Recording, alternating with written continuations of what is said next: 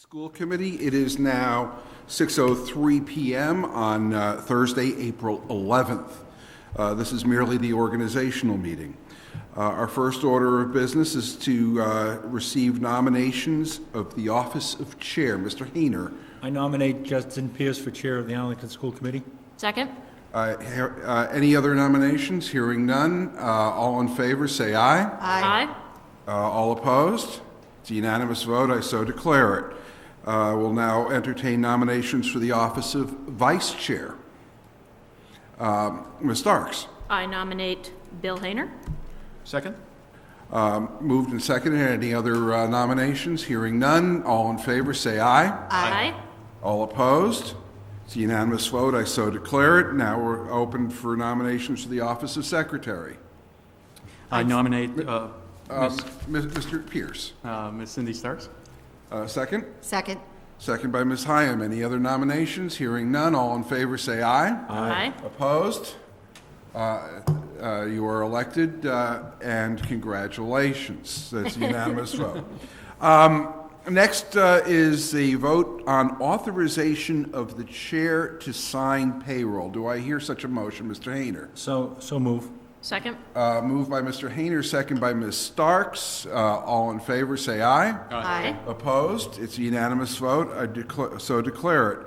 Mr. Pierce, you will have the task of reading one of our policies to the public. Thank you, Mr. Schlickman.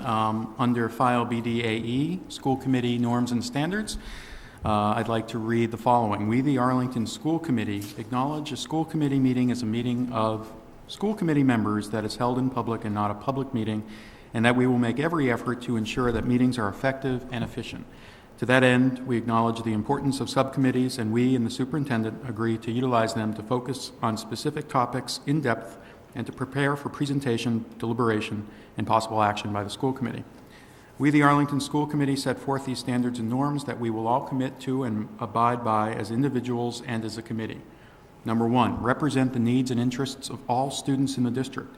Number two, exercise leadership in vision, planning, policy making, evaluation, and advocacy on behalf of the students and district, not in managing the day-to-day operations of the district.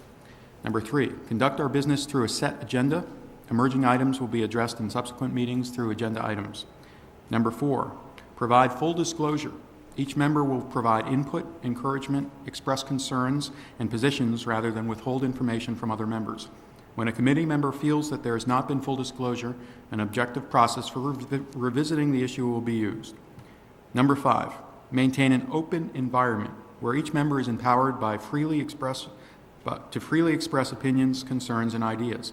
Committee members will work together to clarify and restate discussions in order to strive for full understanding. Number six, keep an open mind and accept that they can change their opinions by recognizing that they are not locked into their initial stated positions. Number seven, make decisions on information and not on personalities. Committee members will act with the best information available at the time, considering data, the superintendent's recommendations, proposals, and suggestions. Committee members will strive to make the best decision at the time. Number eight, debate the issues, not one another. The committee will engage in critical thinking, expecting all committee members to freely offer differing points of view as part of the discussion prior to making a board decision. Number nine, not take unilateral action. Committee members' authority is derived only through a majority decision of the committee acting as a whole during an open, public meeting. Number 10, attend meetings well prepared to discuss issues on the agenda and will be prepared to make decisions, striving for efficient decision making.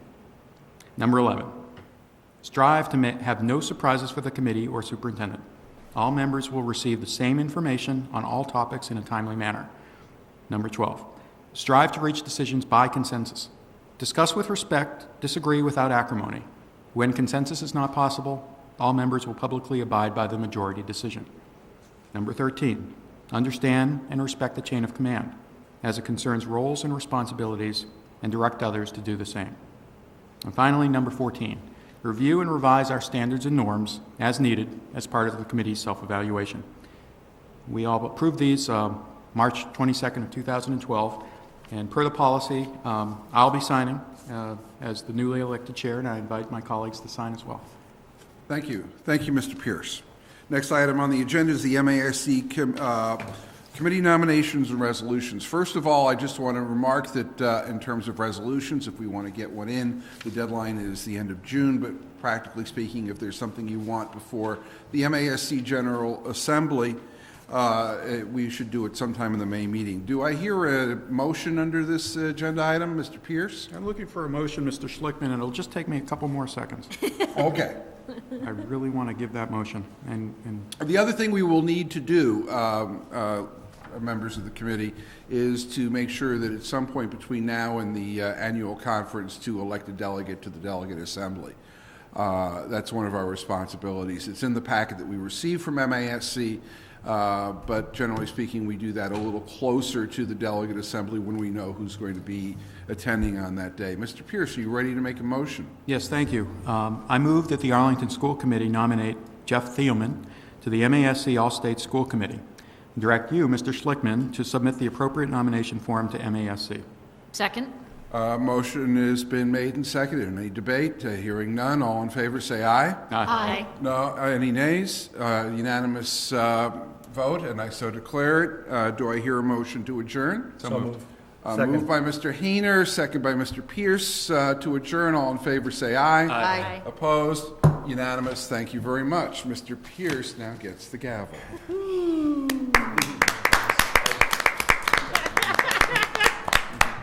Thank you. Thank you. You finished in a third the time.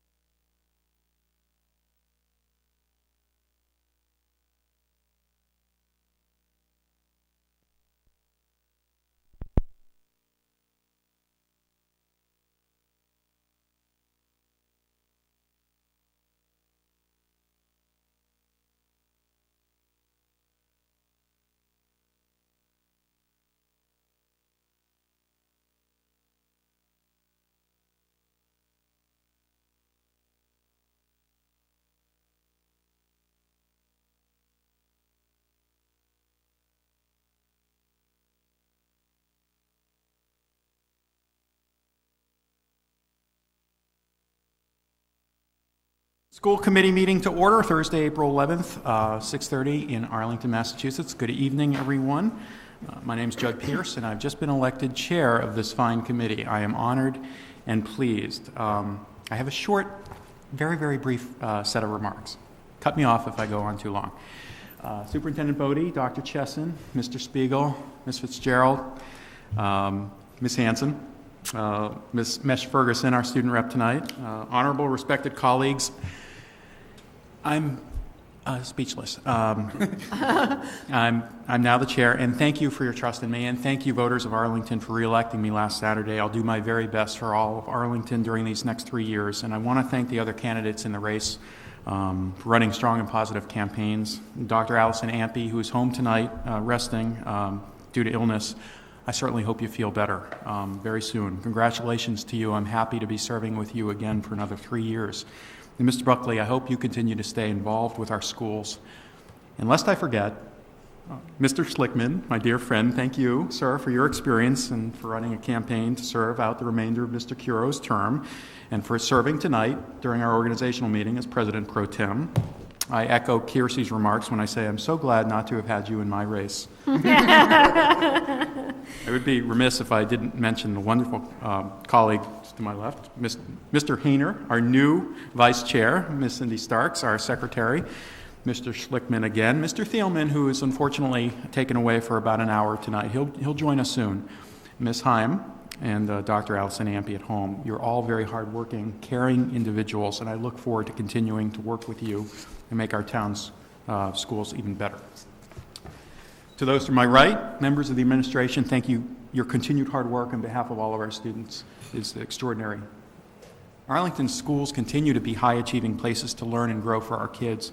Indeed, our recently approved FY14 budget marks a continuation of our goals to invest in curricula and instructional materials to ensure a successful introduction to the Common Core standards. It enhances our support of mathematics instruction at the elementary and middle school levels, and the budget provides additional coaching for teachers and support staff. We have a lot to be proud of when considering that Arlington schools continue to offer an excellent education while consistently spending less than the state average for each pupil. This is why one of my first acts as chair will be instituting a 5 to 10 minute presentation at the beginning of many of our meetings, which I'll call perspectives. This will be an opportunity by a principal or a department head to highlight what's cool at school, or they can assign their spot to a teacher or to students to highlight what is going on. This could be an individual project, something new in the curriculum, an athletic achievement, or a musical performance like we had with Grease last weekend.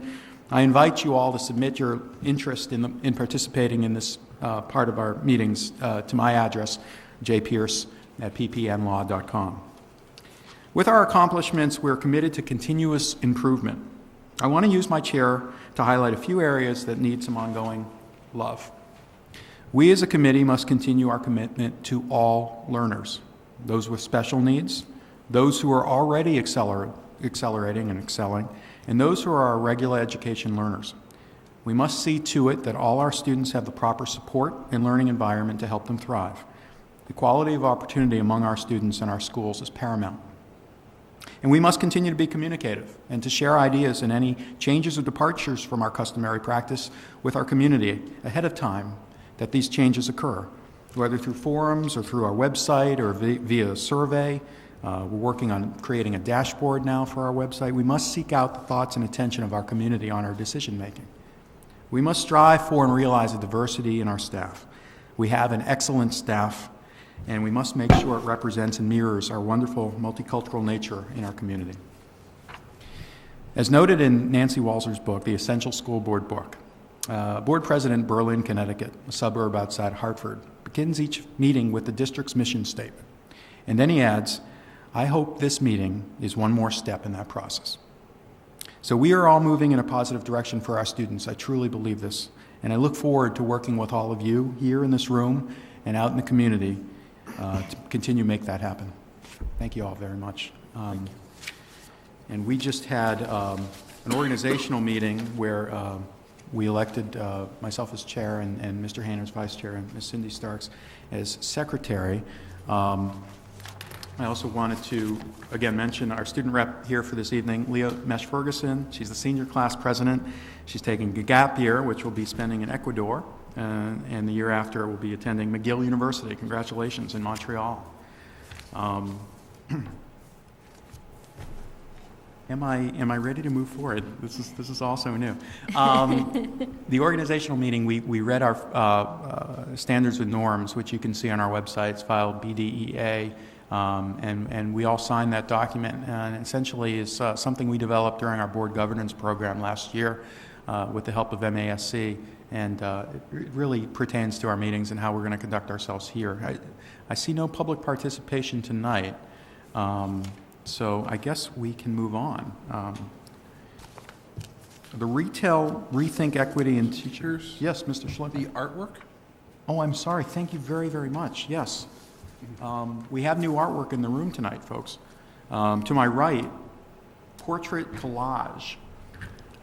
Seeing shape in the human face from grade 1. And I believe this is all bracket. Mm-hmm. At the beginning of first grade, students study shape, how it differs from the natural to the man-made world. Most students identify and cut basic shapes, but using them in a meaningful way and using them to represent various subjects is something which takes some focus and practice. Students discuss several examples of portraiture, including Gypsy Woman with Baby by Amedeo Modigliani, and looked for the shapes found in the human face and how they vary from person to person. And we're instructed to cut out shapes to depict the human face in a collage portrait. Students were allowed to construct a self-portrait, a portrait of someone they know, or a random portrait of no particular likeness. And also to my right next to that, is grade 1's drawing animals' textures. And students in the first grade have been learning how artists use the element of texture in their work. For the lesson, they examined how artists use pattern and line to give illusion of texture in a painting or a print that is actually smooth and surface texture. They looked first at several photography examples depicting many kinds of different textures, and were asked to use their own eyes to identify and describe the textures they saw. First graders were shown 2 examples of artworks featuring animals, Rhinoceros by Albrecht Dürer and Hen by Saul Steinberg. To my left, using collage to tell stories, grade 2. Students in the second grade began this lesson with a visualization exercise to help them picture images in their minds, and their eyes closed while listening to a reading of Aladdin and the African Magician from the ancient collection 1001 Arabian Nights. After the story was read aloud, students were shown a collage inspired by the same story by artist Henri Matisse entitled 1001 Nights. They were asked to find shapes depicting some of the key elements of the story, including 2 magic lamps, lightning, and a cave. Very cool. And on the back wall, grade 2's Gaitaku fish printing, old and new, and they took their previous printmaking experience from earlier grades to new levels with the introduction of this lesson. This printing was traditionally practiced in Japan several centuries ago as a way for Japanese fishermen to record particularly memorable catches before it influenced artists and developed it into an art form itself. And they discussed techniques and the history before examining several examples of Gaitaku prints by contemporary artists. And near the front door, to the right there, Brackett School's third grade, architectural facade collage. In grade 3, these students have been learning about architecture and how architects plan buildings. For this lesson, students learn that the front exterior wall of a building is called a facade and requires specific elements to be considered. The facade of the Church of Santa Maria Novella in Florence, Italy, was discussed and examined. And students noticed that architects, like all artists, often borrow design ideas from existing buildings and adapt them to their own ideas. And using collage medium, students were then instructed to design their own building facade, paying special attention to the details and various structural elements such as arches, columns, balconies, and towers. Small details were added using markers. Behind Ms. Heim, symbolic monoprints in grade 4. Fourth graders were introduced to the printmaking method of monoprinting, a method of printing different from other forms of printmaking in that there's no permanent plate created for which to create more replicas. In order to help the students better understand the complicated process of monoprinting, they were shown a demonstration of inking the printing plate and using stencils to block out desired shapes and areas of printing, as well as drawing into the ink surface. Students were then guided through a discussion and showed various examples of monoprints by contemporary printmakers. Students were also instructed to create stencils to represent at least one symbol to be used in a final monoprint. Prints were then numbered and signed. And that is tonight's artwork from the Brackett School. Thank you all so much. Moving on, and I failed to tell all of you what the agenda is for this evening. We're going on to a discussion of the Rethink Equity in Teaching for English Language Learners, presented by our Assistant Superintendent, Dr. Laura Chesson. We'll then move on to an approval of a job description for Athletic Director, update on our Thompson Rebuild project, having a Superintendent's report and a Subcommittee Liaison report presentation, followed by our consent agenda. Secretary's report will probably be tabled till next time. Executive session and maybe adjournment before 9. So, that would be a nice first act as chair. Yes, please. Well, I want to thank both Dr. Chesson and Carla Brzeze, who is our Director of ELL in the district, for being here this evening to present to you the initiative that has, by the Department of Education, for professional development for teachers that are teaching students that are English language learners. And this particular project is called the Retail Project, and and they're going to give you an overview of that and what the full implications are in terms of professional development for some of our teachers. Laura? Okay. I'd like to just start by giving us a little background information on our recent coordinated program review and also on how retail came about in the state. As a result of our recent coordinated review, there were some concerns raised by the DESE about our ability to meet the regulations regarding services for our ELL students in the elementary schools. Due to our commitment with neighborhood schools, our ELL students at the elementary level are spread among 7 different elementary schools. And so as a result, we have a small number of students at each of these schools. It makes it difficult to efficiently and effectively service students per the state recommendations, which are 2.5 hours per day for level 1 students. Those would be students who are just beginning in their English language acquisition, and 1 hour per day for those students that are at level 2, students who are slightly more progressed in their English language acquisition, without having a very high level of staffing. So we had to look at the alternatives before us in order to better meet the needs of our ELL students and to respond to the concerns raised in the program review. One of the things that we looked at was to hire additional ELL staffing. And the impact of that would be, in order to meet the state recommendations, we would have had to hire 3 additional staff members if the students were to remain at the school where they were. And another alternative that we looked at was to consolidate ELL students at 3 schools. This would have resulted in additional transportation costs, and we most likely would have had to hire at least 1 additional staff person.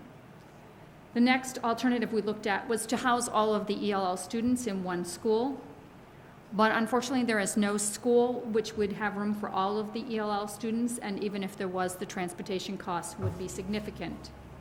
So the final alternative that we looked at was to accelerate the training of elementary teachers in order that they would be eligible for the new SEI endorsement, or Sheltered English Immersion endorsement, that's coming out of the state.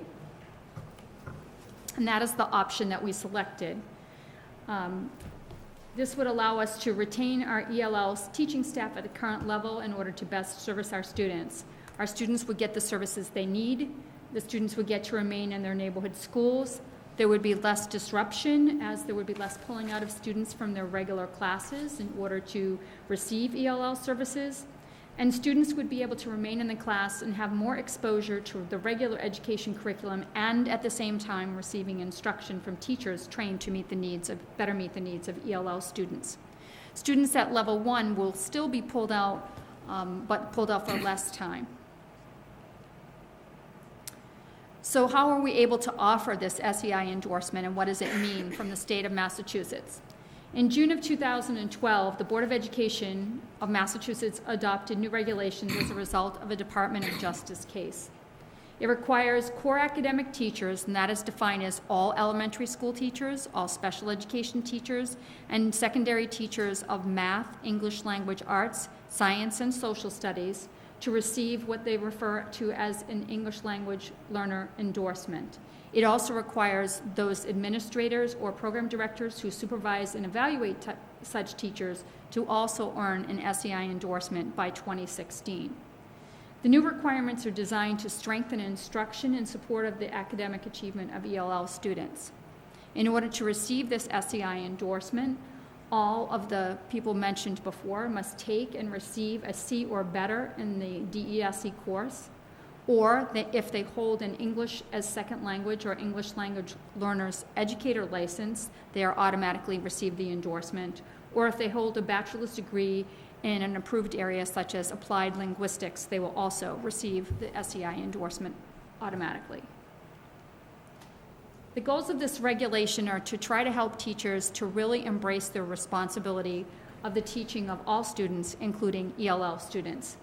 It helps to expand teachers' knowledge of how language functions and how children and adolescents acquire a second language.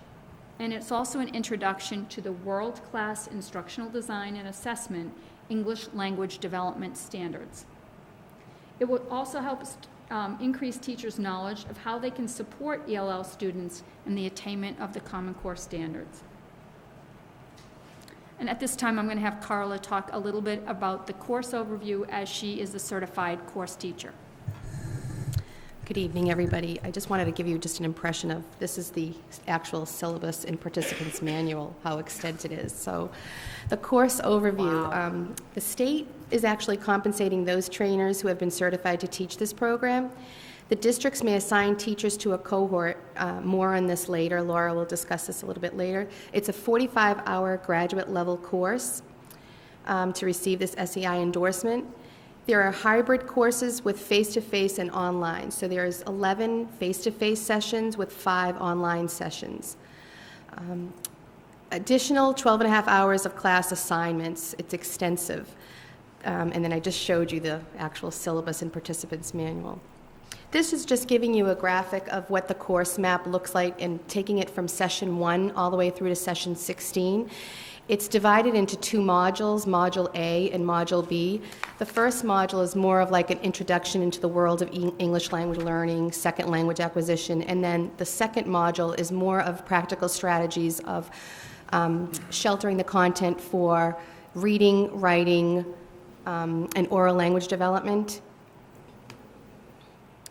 The course can be taken as a pass-fail for a grade. To get credits, you need to get the C or better. So there's the option of applying for graduate credit through certain institutions that DESE has designated.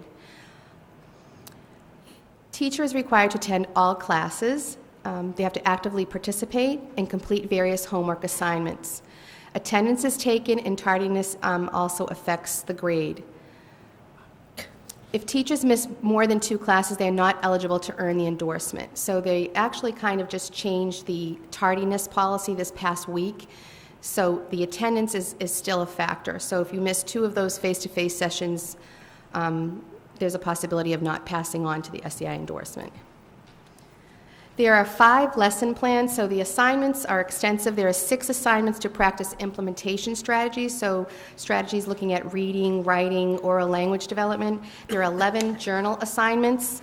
There are 2 papers, and at the end of session 16, there's a presentation with this capstone project of mini lessons.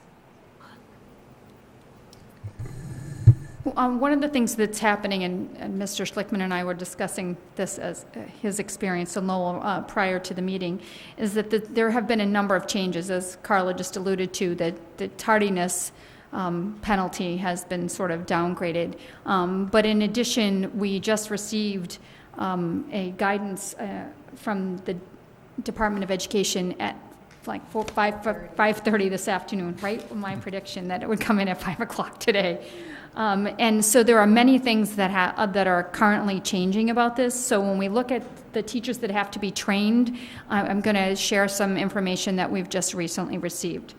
We currently have approximately 268 teachers, which are required to take the full 45-hour course, and another 30 teachers, and it says 16 hours, but actually the guidance from the Department of Education today said that the bridge course will be 24 hours, unless if a teacher only has 2 of the 3 previous trainings. If they have all 3 of the previous trainings, then the bridge course is 10 hours.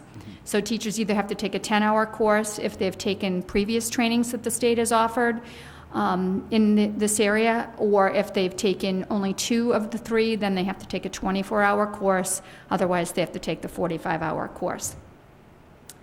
Now, even though we have 298 teachers that are required to take this course in order to get the SEI endorsement, in order to continue their certification in the state of Massachusetts, the state is only going to cover the cost of the instructors for those teachers, that number of teachers that actually have ELL students sitting in front of them as of the October 1 report this year. So currently, and we'll be verifying these numbers, but right now the state is estimating that for Arlington, that's 170 teachers. And the state allows that 1/3 of those teachers be able to take the course every year for a 3-year period. No more. So if you take 170 and you divide it, you come out with roughly 55 or 56. We would be allowed to train, to have the instructor's cost, which is $5,000. The instructors are compensated. The instructor's cost covered by the state for one group of 55 people. It would actually be 2 courses, one in the fall and one in the spring, but 55 people each year. Should we want to train more than that, and we can find an SEI certified, the endorsement certified instructor that's willing to teach that course, right now the state is telling us that that would be at the district's expense. We have 41 elementary teachers that must be trained in the first year in order to meet our commitment to the response to the concerns that came out of our coordinated review. And the remaining teachers need to be trained as of 2016. There are 3 cohorts that may be trained each year, the fall, winter, and summer, but the new advisory that came out from the state said that summer cohorts are going to be severely limited. With 3 cohorts each year, it tentatively appears that we would be able to train all of the teachers that need this endorsement in our district over a 3-year period, but with just approximately 170 by the state's cost. So the work that we have that lies ahead, we need to identify teachers to be assigned to each cohort. The state is actually going to ask each district to talk about how they want to offer the course. Do you want to offer it just to people in your district? Do you want to open up to people outside of your district? This recently came out of the advisory today. The state is advising us that teachers can go online and pick the class, whether it be fall or spring, for the cohort that they're assigned to, and the state is really recommending that we try to work with teachers to pick the time frame that works best for them.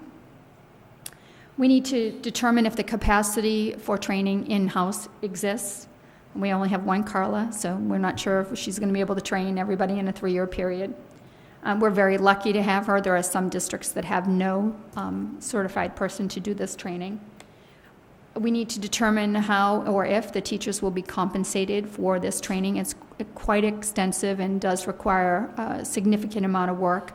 Between the 45 hours and the outside work, there's an estimate that's about 69 to 70 hours of teacher time to complete this course.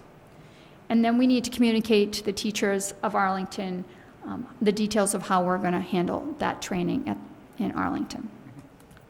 Questions? Mr. Schullickman?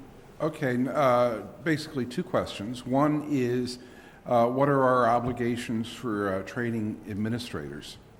Every administrator who evaluates any teachers who have ELL, which is basically every administrator in the district, requires the training. The state has not yet spoken to the cost and who's going to cover the cost for that training in terms of the instructor, nor do they even have the course designed yet. But they're estimating it's going to be somewhere between 10 and 15 hours. And that was in the advisory today. And the second question is, if we have a sizable ELL population. Yes. And we've got communities surrounding us who may not, or elsewhere in the area, that may not have a very sizable population at all and may be in need of training. Are we in a position maybe down the road to offset our cost of providing the training by bringing in teachers from other districts? I mean, that's certainly something we can investigate. You know, there's been no guidance from the state about whether that's going to be considered appropriate or allowed or not, but that's certainly something we would definitely investigate. I understand there's no guidance from the state and that it changes regularly, so correct. Anything you say today, I won't hold it as gospel because the state may change it in 2 weeks. Can I just add one thing to that? One of the other encouragements is for collaboratives to be involved in retail training. And in fact, I was talking with the director of EDCO today about this very topic, that they will be probably preparing some kind of training through them, because you're absolutely right. There are some districts that do not have a sizable population, and because of that, may not even be able to have a trainer come to their district, even though they might have required people to be trained. So I think everyone is, we're constantly learning new information about this, and I suspect that this is going to happen for a while, because it's almost that old saying, you know, trying to build the plane as you fly it. That's what's going on. Certainly the concepts are in place, the trainers are in place. In fact, Carla has already done 2 trainings this year. So, and you could talk a little bit about what that experience was like. So I was involved in the Somerville pilot in the fall. There was supposed to be 4 or 5 pilots back in last summer, Lowell, Springfield, Worcester, the high incident districts, and that fell apart last summer. And so they ended up having pilots in Somerville, Lowell, again in the fall, and it was pretty heavily based linguistics, a lot of linguistics, and the Department of Justice was heavily involved in interviewing all the instructors during that time.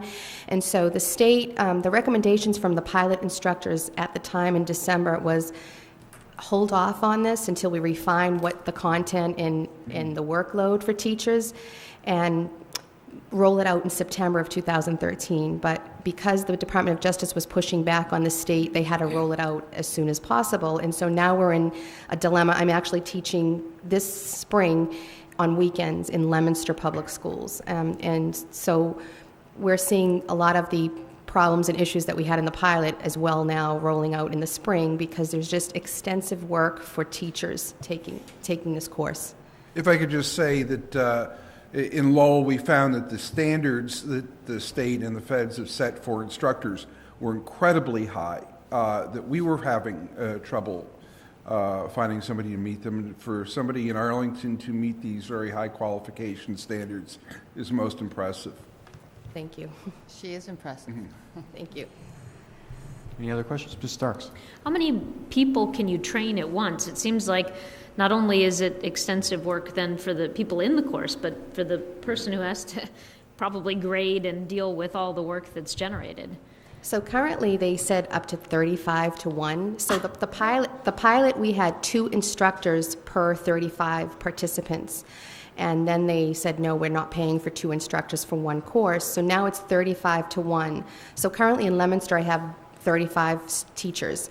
But with the recommendations and the outcry from all directors and instructors that are teaching this, they've modified that down to 25 to 1, and as high as 30. But being the instructor of this course, I'm going to be honest to the committee, it's too many students for one teacher. And so we're teaching high quality, sheltering the content. We're not actually doing that in this course if we have 35 teachers. Right. Thank you. Mr. Hayner? You mentioned before, I'm not sure if I understood it, the concept of endorsement. Do we have staff that are already eligible for the endorsement? We have 3, Ms. Hanson being one Okay. of them. Does that mean that she does not need training, or is that the 10-hour course? No, that means she already meets the requirement for endorsement. Okay, thank you. The other thing, and this may be for everyone, this is a sort of a hybrid from federal to state, and the state has added mandates, or was it left to the state to set the standards? The state had to set the standards that would be acceptable to the Department of Justice based on their findings that Massachusetts did not meet the Okay, needs of and its ELL population. Do we know if we're getting any federal funding supporting this? I'm not aware of that. Okay, I guess what I'd like the committee to consider is that this may be another unfunded mandate, and it might be worth us pursuing whatever avenue that through our legislators or council or whatever, to find out if we can get some financial support, because this sounds, Well, in some ways they are, because they're covering the cost of the I instructor. understand, but the mandate is everybody will do this much, and we won't do this, and we won't do that. I That's agree. the part that I'm considering a mandate and at the same time unfunded. I see. So we've won one, the door's open. I think we ought to at least try. Thank you. Any other questions from the committee? I have just a couple. I'm concerned about the level of transition and change is expected among our staff next year. Take, for example, the kindergarten teacher who has to do a whole new curriculum and tools of the mind, and also have this piece. Are you worried about the bandwidth for some of our dedicated staff? I am. I truly am. However, kindergarten teachers would not be in the first group First wave. of the first wave. So I don't mean to make that mean that they have a light load next year. But they already have the tools of the mind and the new Common Core, so they have enough on their plate. Right. Yes, we are concerned about it, and we will be working to, try to make that as palatable for folks as possible. Certainly, in many cases, we're recommending that teachers choose something to do with retail as their, at least their professional goal, and maybe even in some cases their student achievement goal if they have a number of ELL students in front of them, so that they can tie the work in the teacher evaluation system Yeah, to that was my the next studies that they're doing. Right. And is Arlington unique in that we had a CRP that addressed this as one of the concerns, but coincidentally, the entire Commonwealth also had this pointed out in a legal case? Is that? I don't think we're unique in our challenges to meet the needs of English language learners. Well, I think I misstated. So in other words, there are other communities, many other communities like Arlington, because it was found that as a state, as an entire Commonwealth, we have That would be we have correct. an issue. They actually looked at Boston first and found Boston to be lacking, and then looked at other high-incidence districts, the Department of Justice, when this happened. So would that then do anything in terms of the findings that were made in our coordinated program review? I mean, would this be taken sort of off that list because it was a problem amongst the entire state, or no? I mean, No, I don't know. okay, I mean, sort of misery loves company kind of thing, but no. right. Okay, I don't have anything further. Thank you very, very much for explaining all this to us and give us updates as they come in.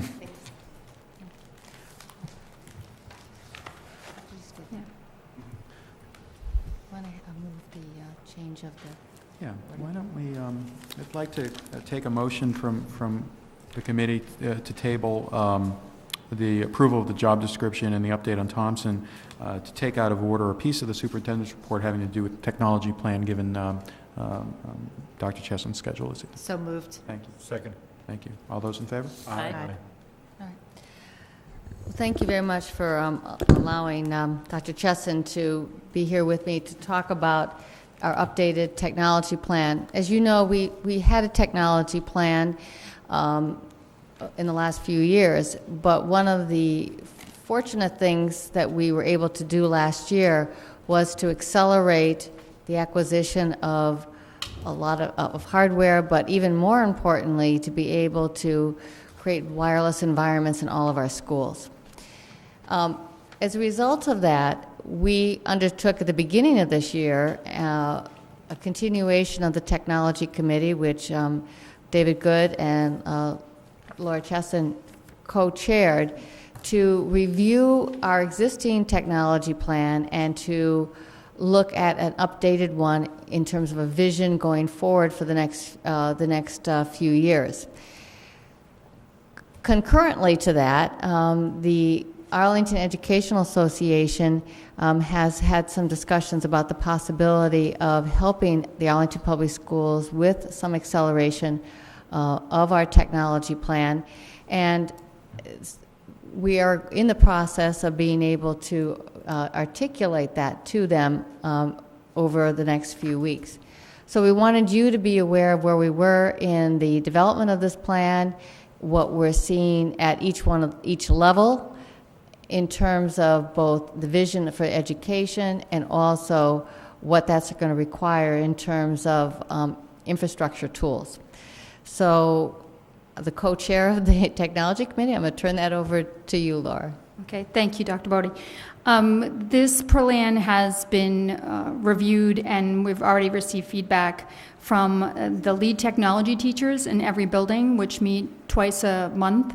And also we have a technology advisory committee that generally meets about once a month, that's made up of not only teachers and administrators from the district, but also community members. So we've had some look at this also from the community. In addition, the two folks that are in charge of the fundraising for AEF for technology have also, and who are both involved in the field, have also looked at this. Why would we need to update the technology plan? I just want to cite quickly two examples. There was a recent study that was done by a technology and education journal called THE that showed that 90% of 2-year-olds already have a digital presence. That means that 90% of 2-year-olds have something about them that's already out on the web, and they're already comfortable, their families are comfortable with that fact. Also, the recent article in a columnist in the Washington Post cited that in the year 2000, 45,000 high school students took at least one online course, and that number has expanded to 2 million by 2010. So from 45,000 to 2 million in 10 years, and they are estimating that 50% of high school students will take at least one online course by the time we get to 2014. So technology in education has two roles. Technology can transform education for students when it's used as appropriately as an instructional tool. And instruction about technology can transform the future of students. So it has two roles that it has within our educational process, and we've included both in our technology plan. Instructional technology usage in schools most often begins as an enhancement to the educational process, and it has transformation of the educational process as its ultimate goal. Technology instruction provides students with gateways to college and career pathways that are the focus of the future, such as biotechnology, bioengineering, nanotechnology, and new media design. This chart shows how technology in education can go from enhancement to transformation. Oh, the new tool works. Down the bottom, technology is first usually introduced as a substitution. So it acts as a direct tool substitute with no functional enhancement. So for example, if I was a high school biology teacher and I was going to give my students a lab report, they perhaps in the beginning would use a word processor like a typewriter. They would write up their lab report, they would print it, and they would hand it in. At the next stage, technology augments education. It acts as a direct tool substitution, but it also has a functional improvement. So the basic functions of spell check, cut and paste are utilized by the student. The student still types up their lab report, uses spell check, grammar check, and hands in the report. The next level would be modification of the student's task. Technology allows for the design of a more authentic task for students. Task utilizes email, spreadsheets, and graphing packages. Students are able to collaborate with outside experts about the design and the results of their work in an asynchronous manner. So students may go out and look on the web for other information about the topic that they're studying in their lab report. They may even email someone who is an expert in this field to get some feedback on their lab report. And finally, technology in education can be a redefinition of what a teacher asks a student to do. Technology allows for the creation of authentic tasks for students previously not available to them. It utilizes workgroup collaboration software. So, for example, instead, the biology teacher may ask students to collaborate with outside experts, to share their results with online tools, to create an online community discussion involving global participants. Perhaps students from multiple schools will perform the same experiment and put their data up and share their data. So this is how going from this phase, enhancement, to transformation, and some people refer to this as the SAMR model: substitution, augmentation, modification, and redefinition. What is the impact of instructional technology on our students' future? Why should they have this? In 2020, a recent article showed that 7% of jobs will have a high-tech component. Every field will be affected. Social media is a $1 billion industry and growing. There are many, many young people in their 20s on the West Coast making money hand over fist working in the social media industry. Medicine is beginning to rely on medical informatics that will allow health professionals to monitor patients remotely. In Massachusetts, jobs for engineers skilled in biotechnology, bioinformatics, and regulatory science is a rapidly growing industry. Companies expect employees to collaborate globally, interpret masses of customer and sales data, and make intuitive decisions using technology, and our students must be prepared to do that. So what is our vision for our graduates when they leave the Arlington Public Schools in relationship to technology? These standards that you see here come directly from the Common Core state standards, which we have, the state of Massachusetts has adopted along with 46 other states in the country, that talk specifically about the uses of technology. And I just want to call your attention to the first two: tailor online searches to acquire new information efficiently and effectively, and employ technology thoughtfully to enhance their reading, writing, speaking, and language use. Those are expected of kindergartners, first graders, and second graders. Students need to be able to integrate what they learn with technology in offline, hands-on ways. They need to be able to look at the strengths and limitations of various technology tools. They need to be able to select the tools that are best for their communication goals. When making mathematical models, students must use technology to visualize the results of varying assumptions, explore consequences, and compare their predictions against their data. Mathematical proficient students must be able to identify relevant mathematical resources, use digital content, and use them to pose or solve problems. But the use of technology in the Common Core standards is not the only standards that our students have to meet. The recently adopted new national science standards, which were adopted this week, require students to use modeling tools in order to enable students to interact with those things that would be unobservable, such as elements or chemical reactions. They must be able to utilize probeware as tools for data collection and analysis. Students need to have opportunities to utilize digital design so that they can undertake test simulations, redo design based on test results, and then retest to achieve the best performance. They need to be able to use modeling tools to create evidence, something that's also strongly tied to the Common Core, which allows students to construct arguments for claims. And finally, allows students to share ideas, innovation, and data with like-minded individuals across the globe. So our current implementation plan for technology.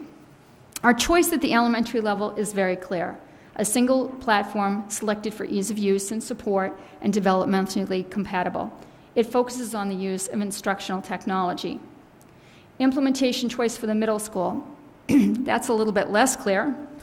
We need to look at dual platforms, both the Apple platform and the PC platform, selected to help students transition to high school and beyond. Selected dual platforms also allow us to shift from just the concentration of using instructional technology, but for also going on to instruction on technology. And implementation choices for the high school focuses on bring your own device for the use of instructional technology and specific labs for instruction on technology. This is an outline of our short-term and long-term vision for elementary students. In In just a few sentences, we're looking at going from 1-to-1 iPads at Thompson to 1 cart per grade for all the other elementary schools, utilizing Google Apps so that students will be able to share iPads. That is not one of the original intentions of iPads. They were meant to be 1-to-1 devices, but because we are a Google App school, we're able to use that. iPads and MacBooks for all the teachers, Apple TVs and projectors and all, thank you, for all the rooms. But with our current funding, which for technology upgrades is about $140,000 a year across all of our schools, the most we'll be able to do is bring 1 to 2 schools to that level each year. We will also be updating our curriculum maps to reflect the integration of technology. Excuse me. Longer term, and you'll notice that there's an overlap between the short term and the long term, and a lot of that has to do with the funding that we may get in the future. Longer term, it is our vision that we would have 1-to-1 iPads in all 7 schools, that we would establish what's called a workflow standard. How you get, if that work is on the iPad, how does it get to the teacher? How does the teacher respond to it? How does they send it back to the student? The standard applications that we would like students to use. We'd like to be able to utilize a mobile device manager. Right now at the Stratton School, if they want to put apps on 30 iPads, the person is standing there loading that on each iPad one at a time. And there's a mobile device manager that a piece of software that we're able to get to make that much more functional. We'd also like to consider allowing 4th and 5th graders to bring home their iPads, and some districts have done this with the use of a technology fee to cover insurance.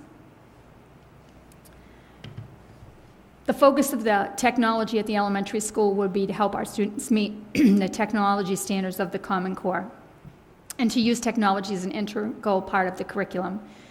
We'll be focusing on the creation of knowledge, not the consumption of knowledge, and to move students along the continuum in their task from substitution all the way to redefinition. Again, I just want to put out some numbers here. To bring one school to 1 iPad per grade, cart per grade is about $65,000 per school. To bring one school to 1-to-1 is approximately $130,000 if there are 2 classes per grade, and $260,000 for 4 classes per grade. And we need to, in order to look forward to this vision, we need to investigate alternative financing and funding sources that can help us to accelerate our plan. At middle school, our short-term goals are to have 1 cluster per 6th grade beginning at the 6th grade, beginning in the fall of 2014, and that's because at that time we'll be looking to try to finish up the elementary schools. It's probably going to be further out than 2014, but maybe in 2015 or 2016. To investigate and select models this year about whether we should have iPads or Chromebooks. And we already have laptop carts at the middle school, but there's only 1 per grade, and then there's 1 in the library that can be checked out.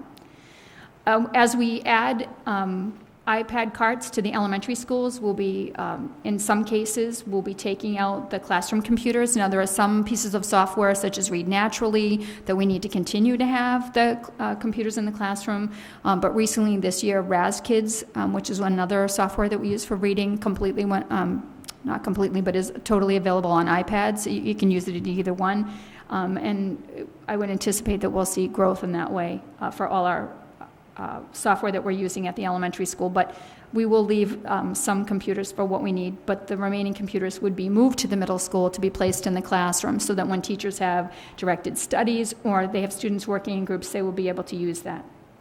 The other thing we'd like to do is start to offer more computer science offerings in the middle school, such as web design, programming, graphics, and animation, and to really increase STEM integration so that students are using technology in science and mathematics. Our long-term goal is to select a 1-to-1 model, investigate funding sources, and implement 1-to-1 beginning with grade 6 and then moving forward. There's some evidence that shows that Chromebooks may be a better choice in many cases for the middle school level, and the cost is about equal, though, to the iPads.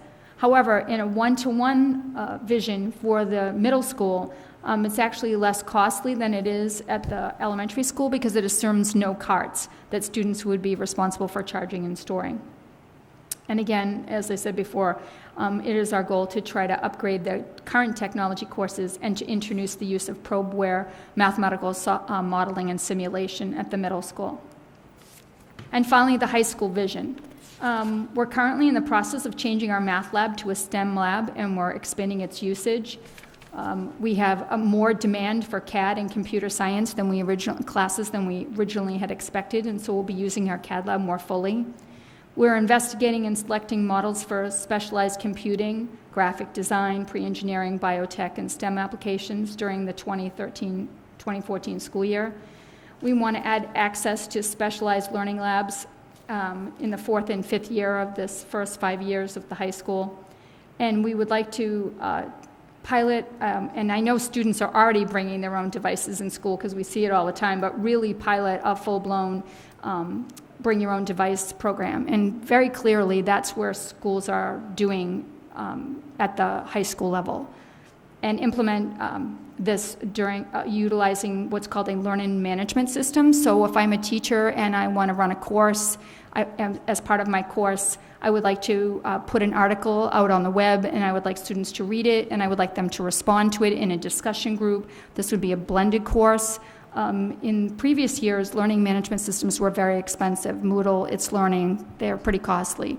But we are a Google App School, and with the onset of Google Drive, we're seeing that we may be able to get this functionality for free, because that's what we're already getting.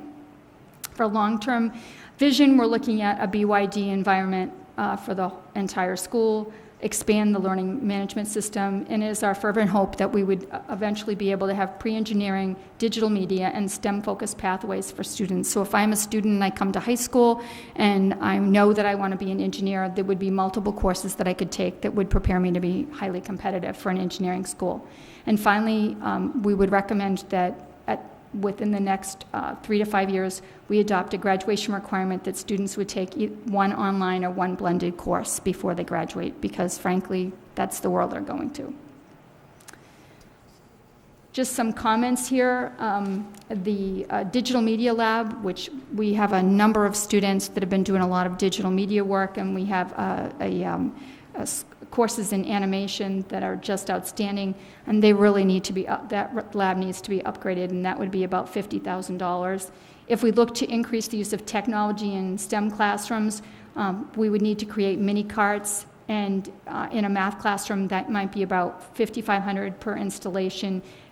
Into a science classroom that might be about $9,000.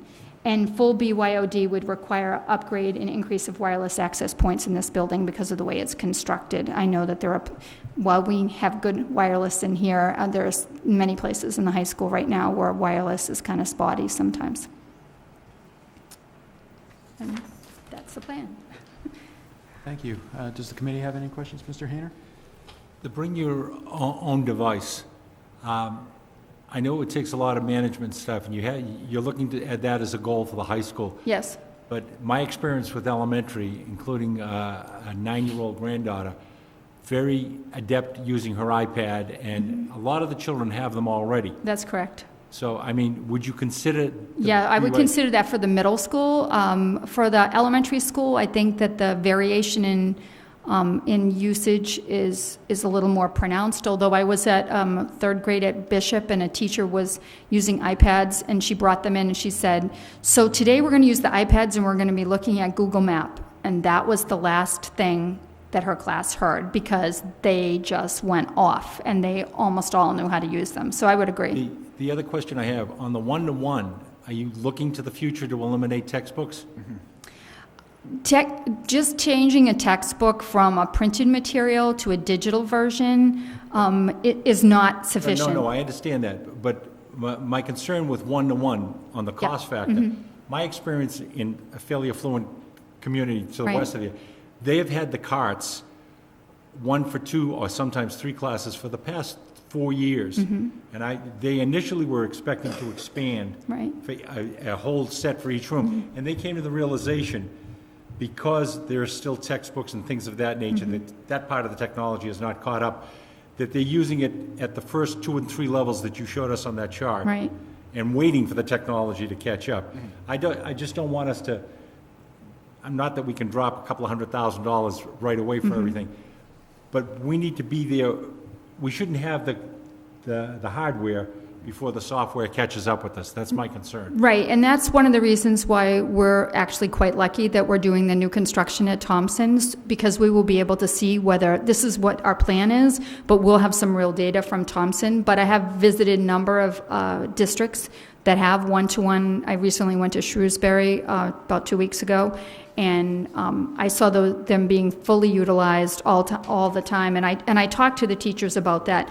And you're going to see more and more people waiting less and less for digital versions, and teachers creating their own ebooks. The other thing, I was privileged today, I was in a first grade class. There were 2 boys, twins from Finland, who had next to no English language experience, and I have none as far as Finnish. They had an iPad with the translator there. Wasn't perfect, but we were communicating, and there was some of the software that the regular class was using that had already been, so they were functioning fairly well in the class. So I see the use of this is fantastic. Thank you. Mr. Schlickman.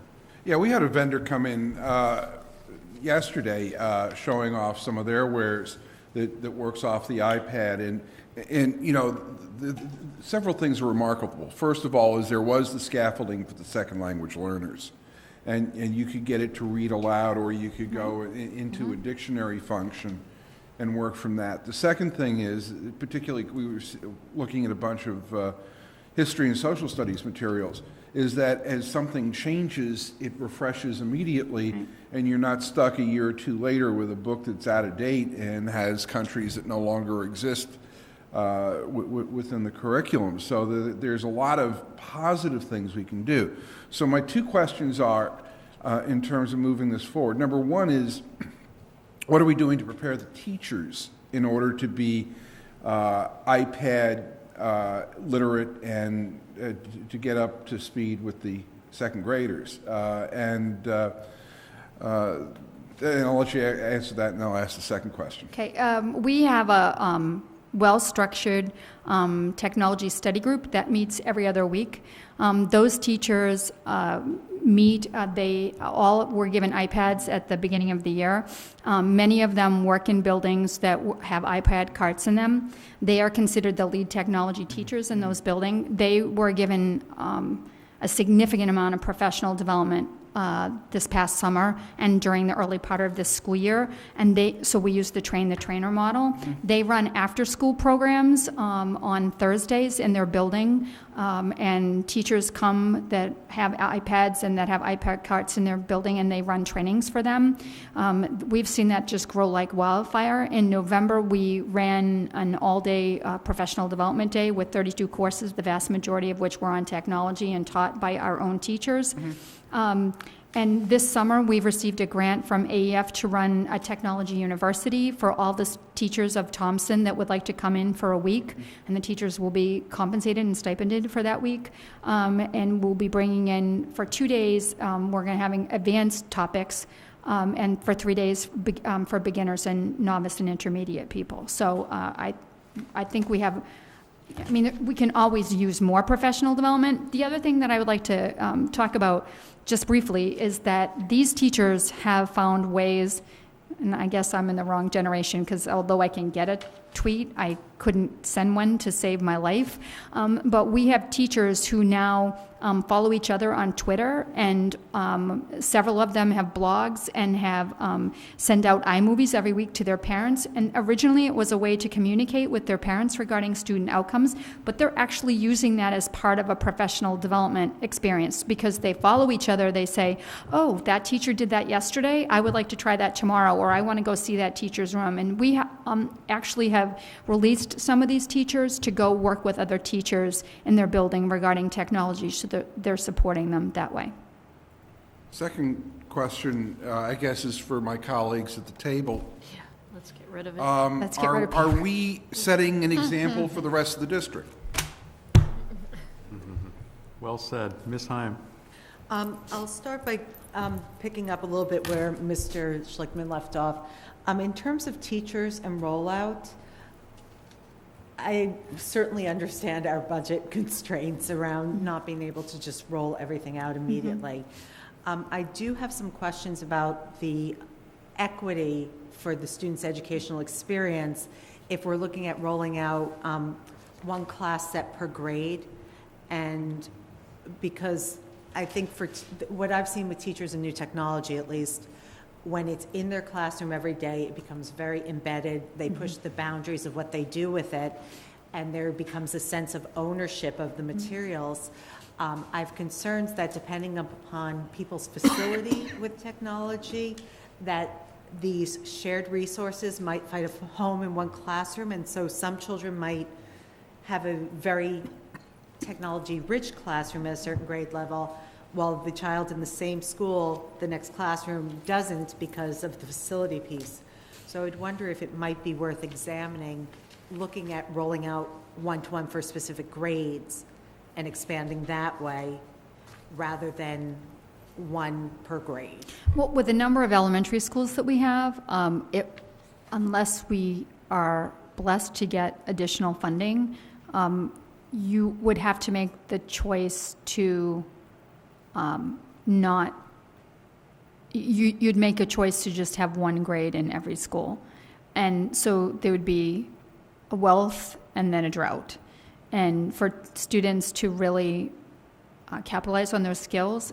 And I hear what you're saying, and actually there's a lot of research that shows that if you really want technology used, you go to one-to-one. It's there for the teacher to use all the time. They're much more likely to use it. Unfortunately, with our financial constraints, I think we are going to run into issues. We have issues this year in the sense that we have iPads at Stratton, Thompson, Bishop, and I'm drawing a blank. Which other school? Hardy. But we don't have them at Brackett. We don't have them at Dallin. And so it's difficult, but in order to make sure that they get used, if we spread them out really, really thin, then you're right, they're not going to get used. There's many, many research studies that show that if a teacher has to sign up for a lab, the chances are that they're just, unless they're really motivated, they're just not going to get their students in there. And this is something that certainly was before your time in Arlington, but we did used to have 7 different elementary schools providing 7 different curricula to our students, and not necessarily even the same one in the entire building.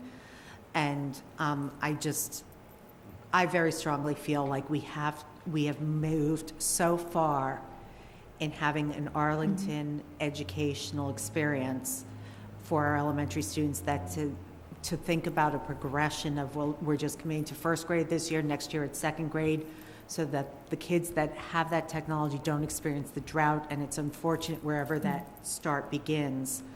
But I think we really have to think about maintaining that equity. Yeah, I'd have to work out the numbers. I don't even know if we have enough funding to do that. 140,000 doesn't buy a lot, really, I know, unfortunately. Right, and and I know the opportunities for matching technology are right, not and great out there, right, but- and we're working on that. So that's my first point. My second point is the one-to-one for the high school, which I think is very appropriate because, a lot of the students do have their own. The BYOD, yeah. Yeah, exactly, the BYOD. There are some children, though, that do not have the same financial resources. I think that we also get into the whole thing about the sneaker conundrum of who can afford the expensive ones, who get the run-of-the-mill. Has there been any thought around how we would make sure the children, we did support equity of access? David Good, who's the Director of Technology, and I have been discussing that at great lengths, and that's why we would use a whole year to plan that out, go look at schools that have BYOD, see if that is an issue for them. Actually, we're looking at a number of studies across the country, not just in the Massachusetts area. And that is something that we are considering. Some school districts, what they do is they talk about the specific device that they allow you to bring to school, so therefore that they avoid that. Sometimes there's several different devices. We do have some E-rate money that we get that, David and I have talked about that might possibly go towards helping out students who would not have the financial ability to be able to do that within their families. So we're looking at a number of options, but those are definitely things that we're taking into consideration. And finally, as somebody with almost 20 years of experience with middle schoolers, I would strongly hope that we don't get to a BYOD for middle schoolers, because it seems like whatever network safeguards there are for access to inappropriate sites and inappropriate usage, it's extraordinarily hard to monitor, and especially with the increased visibility around bullying, cyberbullying, I think that could be very The middle school that I visited that does give students a option to bring their own device if it meets the criteria, requires that device be connected to the network and therefore under the auspices of the filtering devices that are part of the school. And they'll always find a way around that. Exactly. I worked in middle school too. Exactly. I'm like, the first time the kid taught me how to get to YouTube without, like what to type in and Right. which page on the search engine was as far as, Right. We need to work on digital citizenship. yes, thank you. Ms. Starks? I'm wondering if you can speak to the needs and costs of ramping up IT staff to support this plan, because if I know, I actually did some student teaching in a private school that was already one-to-one several years ago, and it was a fairly small private school, and their IT staff was about 4 or 5 full-time people, because kids, especially when you're in a BYOD or a one-to-one situation where sometimes they go home, things get broken, they didn't charge it, the cart goes down, the Wi-Fi goes down, you're in the middle of a lesson. There's a lot of immediate IT needs, and I feel like that's also got to be part of the cost. Right, it is something that we are taking a look at. Thus far, we've been able to handle it with the lead technology teachers in the buildings. I know for a fact that they get involved if there's a problem with the cart, if there's they're the ones that run the classes. It really helps if the person is in the building. We'll never be able to afford an IT person per building. And so it is our hope that as we look down the road, that we might be able to either stipend these people more or give them some regular release time. We already have one person that we give a half a day of release time to go out into the district and work with teachers. That's actually a teacher at the Dallin School. And that model has worked really well for us. Yes, certainly as we get more and more, but when I talk to schools that grow that expertise within the school get a double bang for their buck, because they get people who know the curriculum and people who are trained with the technology as well. And so that has worked really well for us. We've as I said, we send to people, some of these people have had something like 15 days of professional development this year, and they can call upon each other. Some of them are more skilled in how to put it in the curriculum and how to make it work in the classroom, and some of them are more skilled on the technical aspects of it. And so they tweet each other, they email each other, they're able to call on each other for support. And I think the fact that we meet every other week allows them to say, I'm having trouble with this, or I'm having trouble with that, and they really support each other. But it's not any small cost, I would agree, and we'll have to, sort of monitor how we go along with that. But that's sort of the vision that we're looking at. Cool, thank you. Dr. Bode? I just want to piggyback on Dr. Cheston's comments, which I entirely agree with, and I think that that's how we've been trying to make this work. But I do think that as we go through the next few years, we are going to have to be very cognizant of this issue, both in terms of just hardware support. We've gone through a period where we didn't have sufficient desktop support. We were able to have 2 new people hired this year. But as you can see in this vision, the number of devices, computers, is just growing, and we can't have our teachers coming out of the classroom to fix every little thing that happens. I will say, and I want to compliment our IT staff. In fact, I heard this even today, that when a request is put in for help, they come immediately. And I think that that's a real tribute to them, but they are just run ragged. So that is something we're going to have to look at. And I do think that while this is a great way to grow it, we may get to a point where we're going to have to consider whether we're going to get an instructional technology person, certainly at each level, that we really don't have right now. We have someone at the high school that supports this at an instructional level, but even then, that's not entirely full-time. So that is an issue, and it's a very valid issue we have to think about.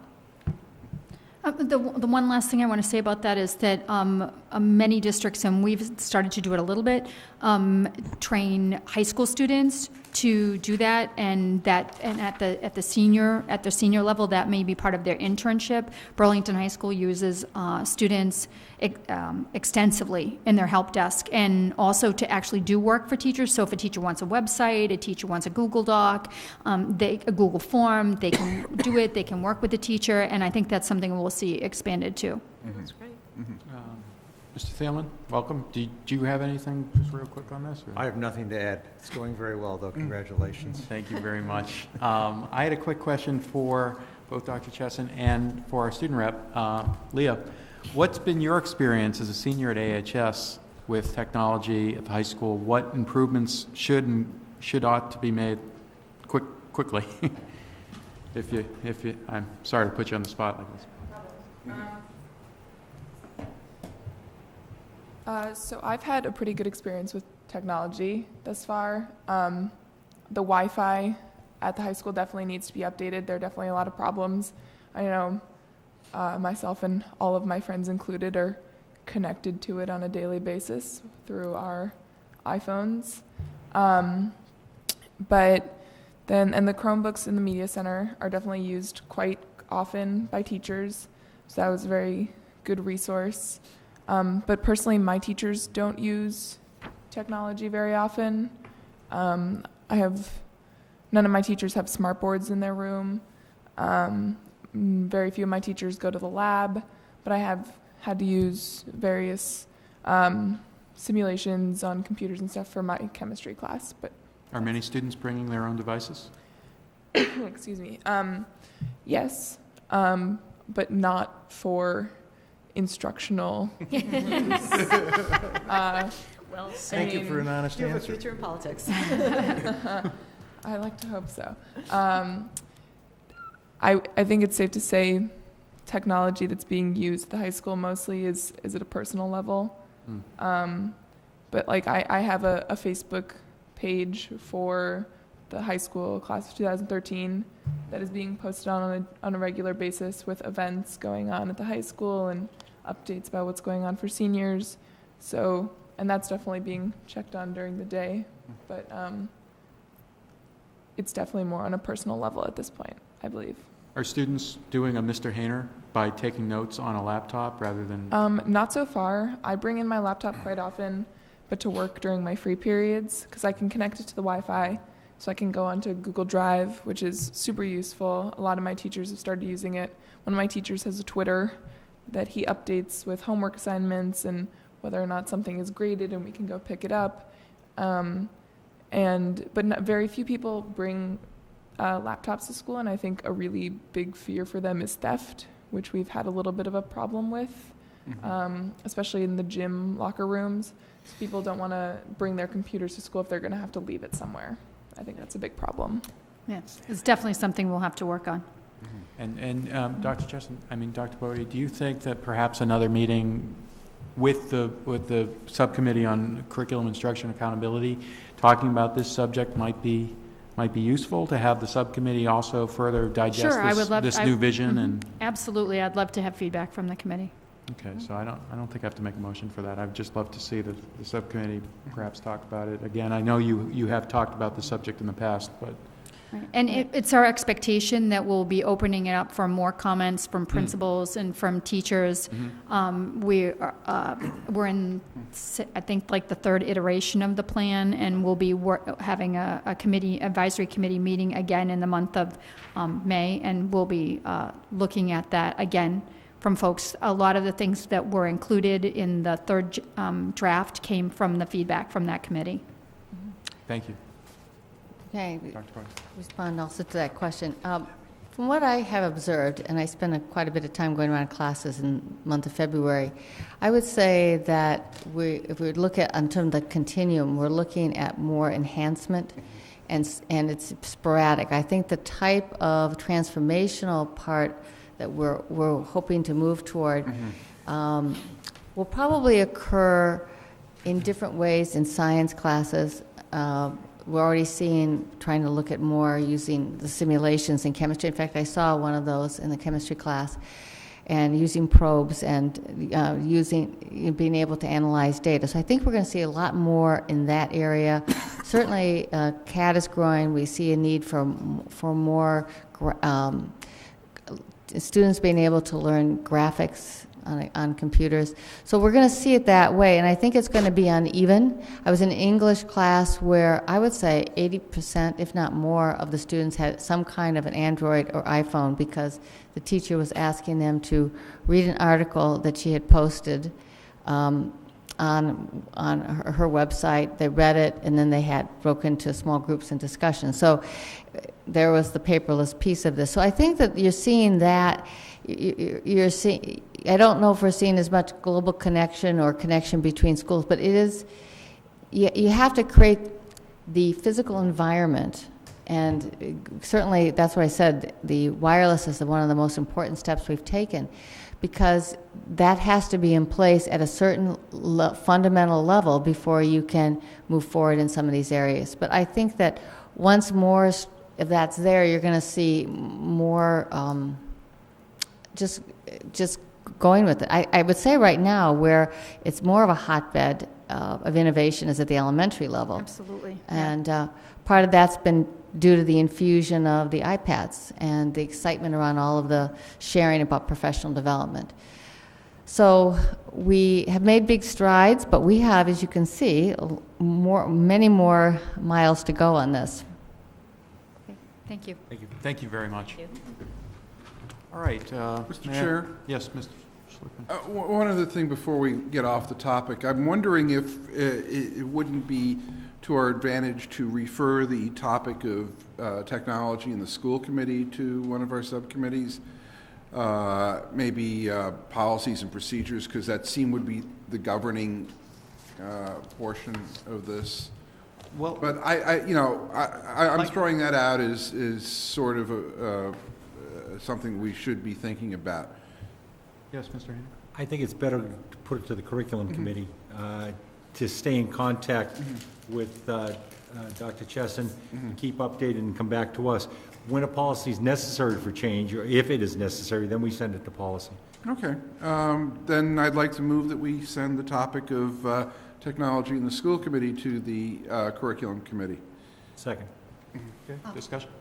I actually agree with Mr. Schlickman's original thoughts that it does belong at policy and procedure because we're talking about our usage of it, not our students' usage of it. So it's not really curriculum and instruction, it's what we're going to be, how we're going to be conducting business differently to do our jobs. Oh, I see. So there's two sides. Two sides. I was hearing two Right. conversations as well. I Sorry. misunderstood. Yeah. Mr. So Thielman. is the intention to review the acceptable use policy, the district's acceptable use policy? No. He I- wants If, us if, to go Paul, paperless. would you just expand on it, please? Yeah, I would say that, Misunderstood. let me withdraw the motion, then I'll resubmit it after a little discussion, and maybe I'll go back to the original direction. In that, it's striking that when you take a look at that instructional technology transformation rubric, that we're sort of way down here. We, the committee. Yeah, we, the committee, and what we do, and how we're getting the PowerPoint into the cable, and everything that has to do with the way we do business and respond to the information that comes before us. And my thinking was originally the policies and procedures would be an appropriate destination for that, because it involves more the way we do business as a committee than it is an instructional matter, which is why my original thought was to put it over to policies and procedures. Am I getting sort of a nod that that would be the motion? Okay, so the motion is for us, for our purposes, Yeah, okay. for the school committee to refer to I got you. policies and procedures. Right. The topic of technology use for the school committee meetings. Okay. Do we have a second? Second. Any further discussion on that? All those in favor? Aye. Okay, do I hear a motion, though, too, based on what Mr. Hayner said, and kind of what I was asking about with Dr. Chesson, which is, shall we have the subcommittee on curriculum and instruction also take a look at our school revisions and for our students? Yeah, I don't think we need a I motion. don't think we need to. Okay. I was about to say that. I don't think we need a motion, and also I think Dr. Chesson was very clear about the fact that some of this will not be fully formulated for a year. So I think leaving it with the superintendent, the assistant superintendent, to bring things forward to curriculum, instruction, and the rest of your long name, Right. as they see fit, rather than expecting a timeline that will be capricious and not necessarily in anybody's best interest. Makes sense. Mr.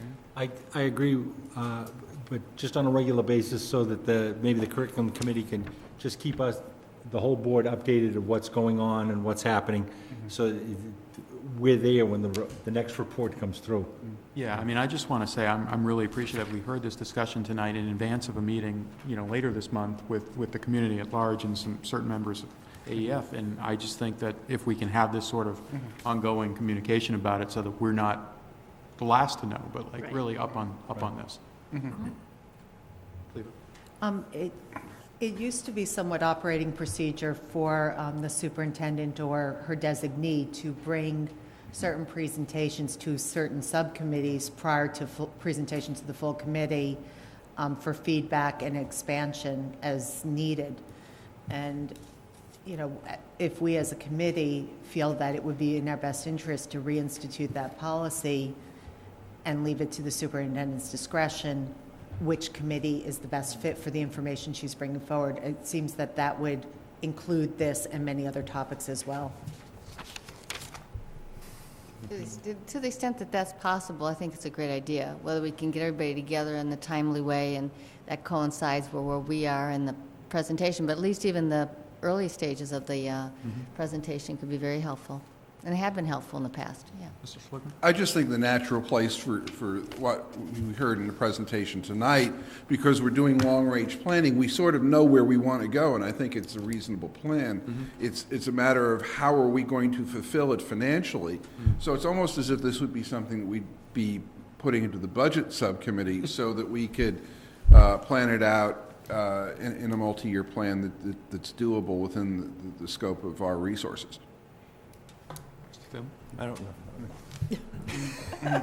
I think we've exhausted this one. Yeah. Okay.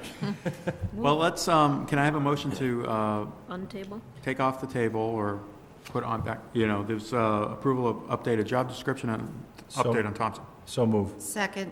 All those in favor? Aye. Dr. Bodie, or Mr. Well, I'm Spiegel? going to turn this over to Mr. Spiegel to talk about the job description. So you have before you the updated job description for the position of athletic director. This was by agreement with the AAA from last summer. We agreed to make the athletic director a 1.0 position. It had been a 0.75 position.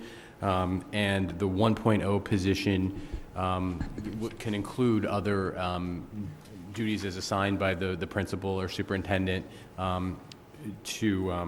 that may include some teaching or other responsibilities that align well to the athletic director's main job. We do need to, this is an updated job description because we do plan to post this job soon. So it's, Can I have a motion on the table first on this? Move move to approve. Hold on. Move to approve the job description of the athletic director as written. Second? Second. Discussion? Mr. Haney? Would this person have supervisory or evaluative responsibilities? Maybe not under the current thing, but at least for coaches and things of that nature? Well, definitely for coaches. The athletic director is the supervisor of all the athletic coaches in the district and can evaluate the coaches. Our current acting athletic director does have an evaluation procedure with the coaches and does do a lot of supervision and evaluation for them. It's possible if the person had the appropriate licensure that they could be a supervisor and evaluator of other employees in the district if the superintendent felt that that was an appropriate use of this person's time. And Do we know if there is a requirement by DESE that they follow that new evaluation procedure for coaches? Yes. They would. But the issue with positions such as this is that there are no specific rubrics. We'll have to Right, see right, which right. one would, right. that they would have to follow the evaluation for coaches. Well, the coaches aren't DESE licensed. Oh, you're talking about the coaches. Personnel. I'm sorry. Yes, I'm I sorry. I thought you were talking about the AD. Right. So the So I know coaches, the AD will be supervised, will be evaluated. it's not the same rubric because they're not, the coaches themselves don't need to be licensed. They're not Okay. licensed by the No. DESE. Thank you. No. Ms. Hyde? Two questions about this. Would they also be supervisory to the athletic staff at the high school?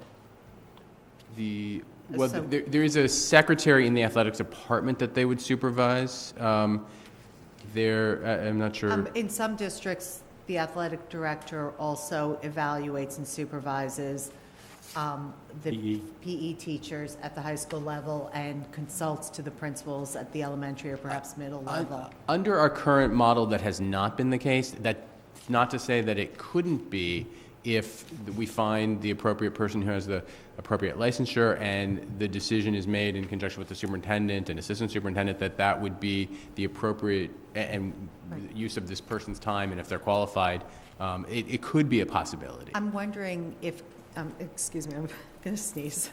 Allergy season. No, I'm not going to sneeze. Yes, you I are. did. Bless you. Thank you. I'm sorry. I'm wondering, though, given the timing of this, where the new evaluation tool that is not being implemented this current year, but is going to be very soon a part of our principal's responsibility, is incredibly time-consuming, does call for input from multiple additional supervisory staff, if it would make sense to try and have those qualifications in place, so if we do need that to make the principals actually have an equitable load with evaluation, we have that staff to rely on. It's a possibility. We're having a preference for that, for having a director certification or equivalent, an assistant principal. That might be a possibility. Right now, the way it's currently structured, that's not. Now, down the road, should we want to reevaluate that structure if, and upon retirement of someone down the road, we might want to really consider that.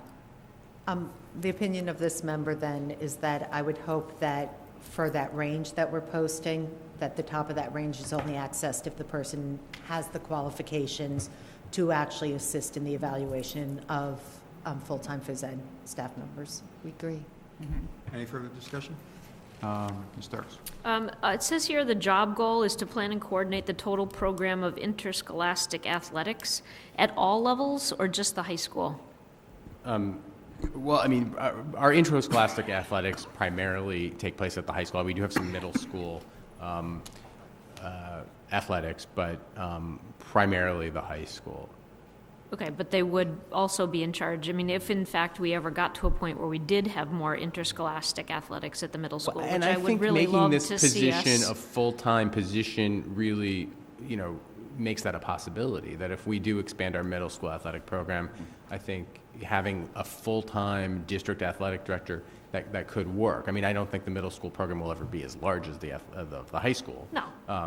Obviously, but I think that that's a strong possibility, and working in conjunction with the middle school administration to make sure that whatever is appropriate offerings for the middle school students.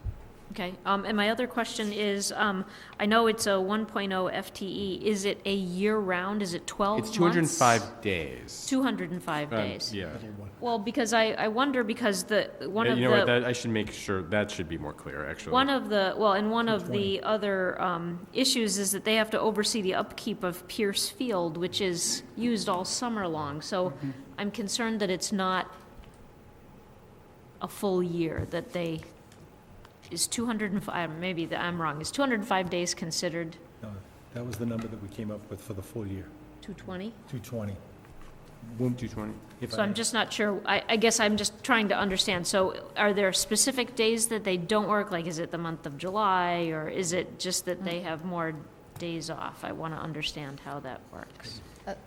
If I may, in our discussions with trying to work out the year, I thought there was the 180, the 205, and the 220 was considered a year-round employee. That's actually not. What we discussed, this position had been a Right. 192-day position, Right. which was really, or just 193, which was really the school year plus 10. Right. Where primarily the 10 happened in August, prior to the beginning of the school year, because there's so much is going on mid-August, to get ready for the fall athletic seasons. Starting in early to mid-June, the spring seasons really wrap up, other than the teams that are in playoffs. So there's less to do. There's a lot of wrap-up in June, so there's not a lot of additional, a lot of work that would take you beyond the regular school year, but there's a lot of work before the school year begins. What we had discussed with the AAA was aligning a lot of the job titles in the unit to the 205-day level, and increasing this because of some of these other duties that were required for the position to make it the 205 days. Who hasn't talked? You, Just Ms. Hine. to add to this discussion, because having been part of some of those conversations about the year, the 205 or the 220 both have the expectation that the person is working the 182 days that everybody else in the district works, and then those additional days are somewhat at their and their supervisor's discretion around the timing of when it happens, and they're not necessarily, you have to start on August 15th. It's my understanding with the AD, they would be expected to have a presence on Thanksgiving Day, Right. not Right. one of our typical school days. So, And there's also some presence during school Breaks. vacation weeks. Yeah, exactly. With, especially in the Training. winter with hockey and basketball and other sports that have games and tournaments. I don't want to put us in a position that if we post this and hire a person for 205 days at a salary, and then realize that we're going to need the 220 days, which would then be, AAA will be looking for almost a prorated for those 15 days. That's an awful lot of money. I assume, if not, I would ask you to make sure that all the needs for this position can be met in the 205 days. The superintendent has the discretion of when those days are, I understand. But I'm just concerned, I don't want to put us in a spot where later we have to negotiate for 15 Okay, days. Ms. Hyman, let's try to our wrap this up. principals are year-round employees, though, and with this person reporting to the principal, I would assume, as with any director, department lead position, if there is something that comes up in a timely fashion that is outside of that person's work year, then the principal, as their supervisor, would be expected to address that issue. Okay, Mr. Spiegel, I didn't hear an answer about the Pierce Field question. It did, Pierce Oh, Field. about the Yeah, I mean, Yeah. so how do they handle that if they're, Well, upkeep or how for does, Dr. over the summer and, when they're not there. well, when we say oversee Pierce Field, it doesn't mean they're sitting there every day, somebody's renting the Oh, I field. know. What we really are looking for in that is that there's ongoing maintenance that needs to happen, and we want to make sure that there's somebody in place that is looking for that. In fact, I think probably in the next year or two, we're going to have to do something about the turf field up there and upgrade it. But it's really important that we want somebody who's going to be inspecting the field to make sure that if after somebody's used it, there's not been any damage, because then we would not rent to that group again. It's always important when you have such a valuable asset like that to have somebody that's in charge, and that's what we're looking for. So even though it's used all summer, it's really also just being able to keep tabs of all of that. Okay, any further discussion on this?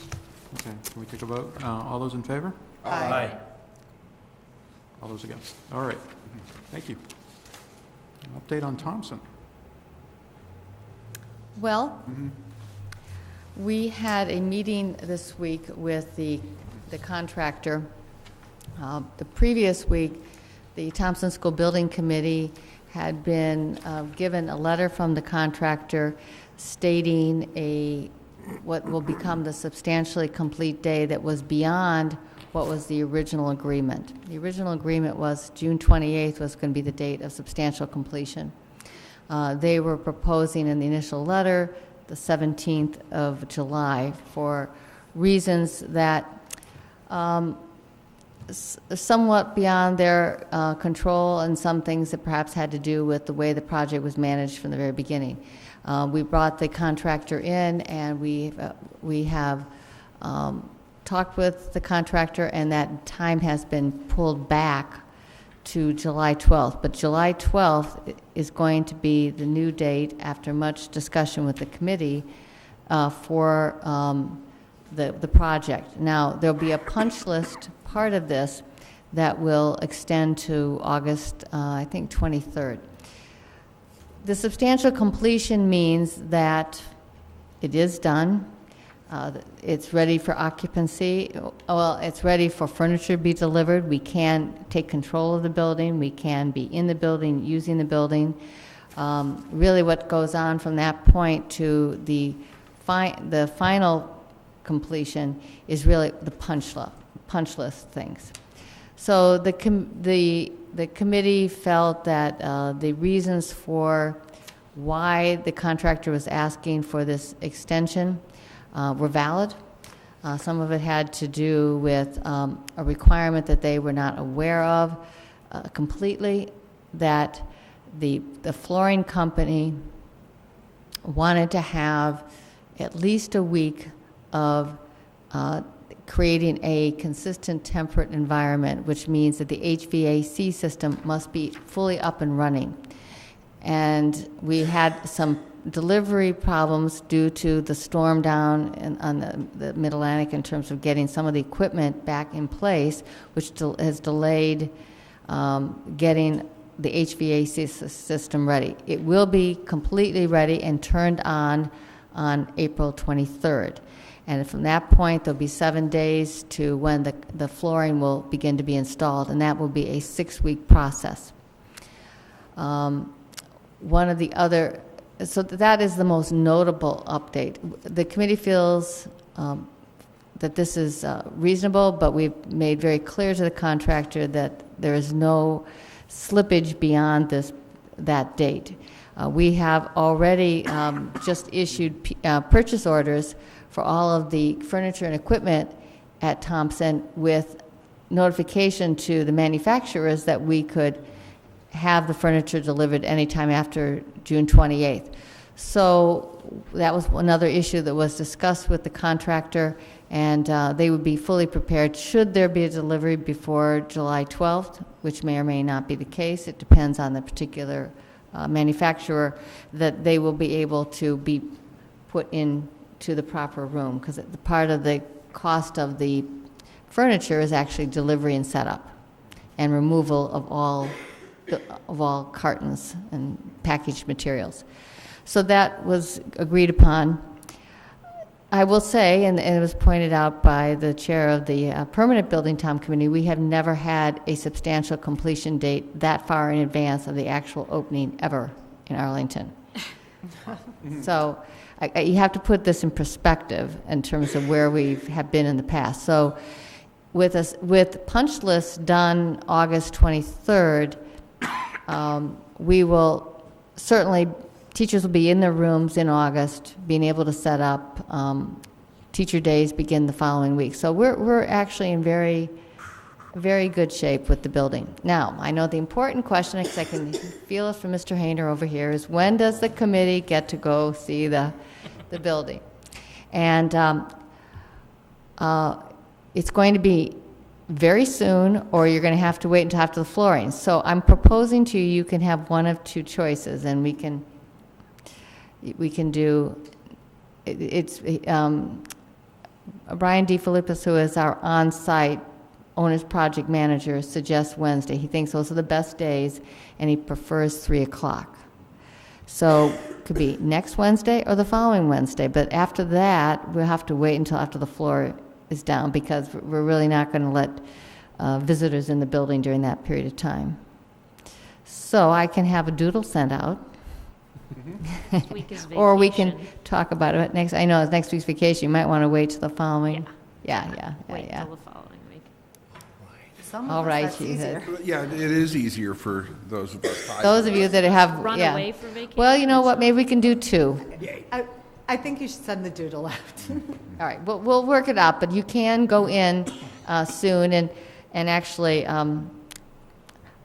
you know, I would be happy to go with you, and next Wednesday would be a good day, because things are much quieter around here than it has been. So anyway, Take a video. we can work that out. Thanks. I walk by every week. Any further questions on this, this wonderful news? Want to go in. Right. Yeah, we're very pleased, and we after the meeting, we also, the color committee looked at the carpeting again to make sure that we agreed on we had one change of color on something, but it's going to be a very colorful school. It isn't even on the outside. It's on the outside too, Yeah. and it's going to be much more colorful inside. And the Principal Donovan has said that the teachers are just very excited about this, and think the pictures they've seen are beautiful. I have to agree. I think it's going to be a really outstanding building, very different than we have in Arlington. So I'd be excited to have you come and visit it. Looking forward to it. All right. So that's where that is. Did you have more on the superintendent's report? I Other do. than just technology? Great. I do have a number of things. Okay. I think we're doing okay. We're doing great for Doing all time. right. Yeah. Jinx. Not going to be that many subcommittee reports. All right, I promise I won't talk too much. So just a few announcements. Well, one is I want to talk about our lunch program, because there's certainly been a lot in the news. In fact, there was something else again in the news today about the situation down in Attleboro. That would not happen in Arlington.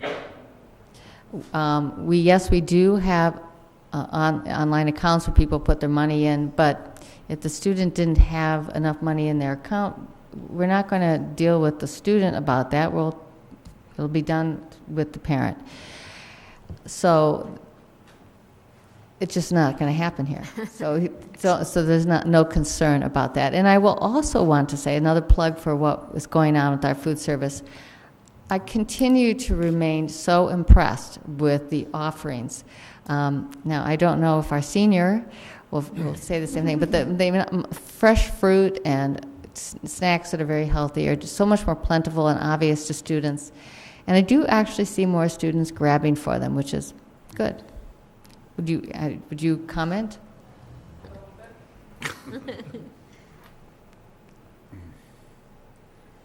So I buy lunch every day, and it really depends on the day how lucky you'll get.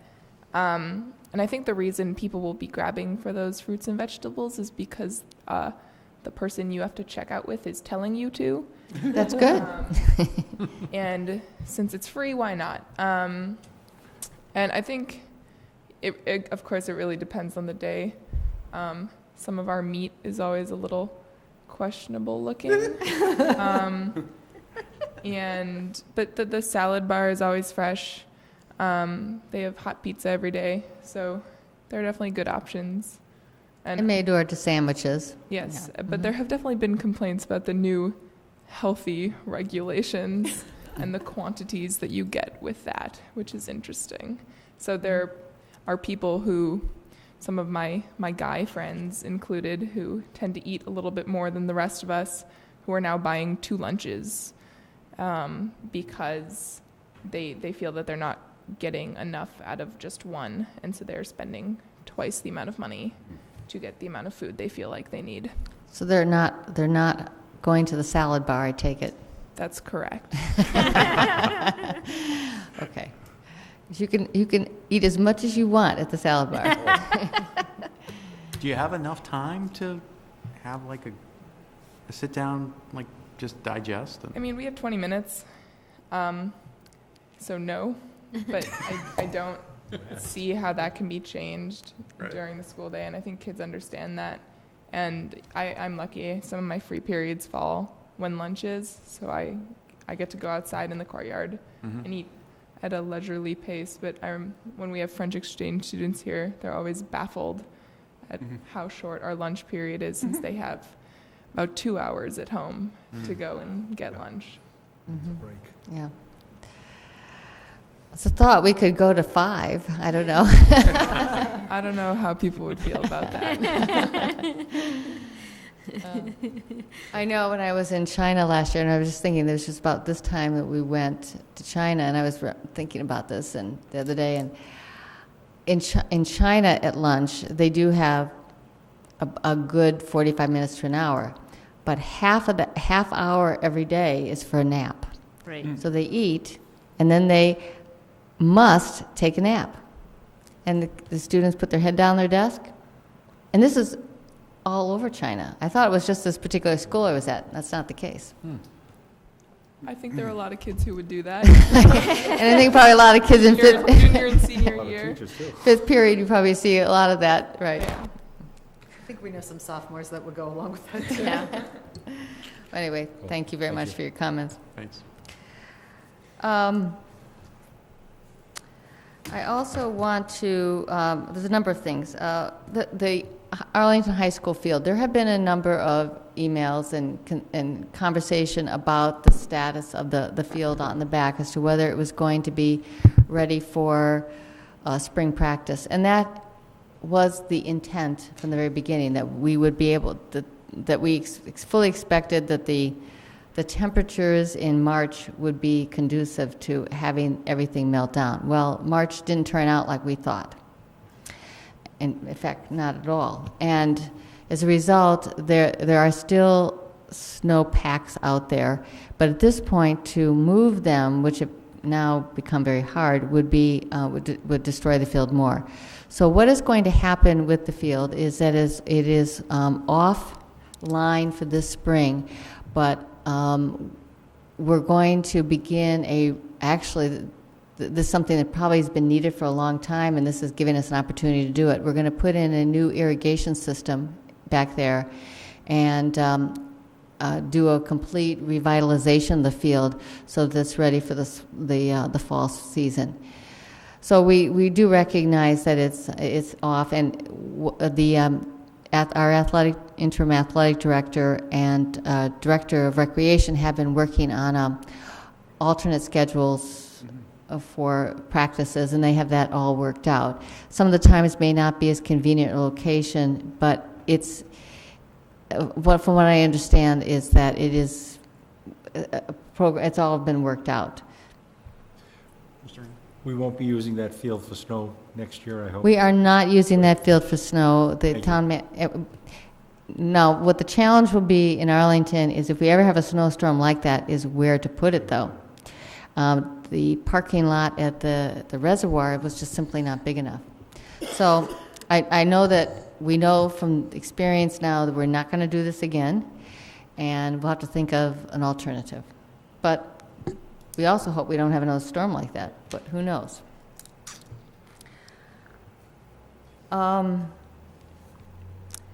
also want to you know, our music students continue to really do so well. And I want to congratulate the high school for such an incredible performance. It was so much fun. And I heard some conversation here about seeing all of the students dance, and they look like they're having a blast. And it was very professionally done. And so congratulations to all of you, because they're doing this while maintaining some very rigorous academics. And so it was terrific. Thank you. We also had an award just recently in our elementary level. I think that the committee is aware that we have a volunteer chorus for 4th and 5th graders that's district-wide. And we have one of our music teachers, Jenna Haviland, who is the chorus director.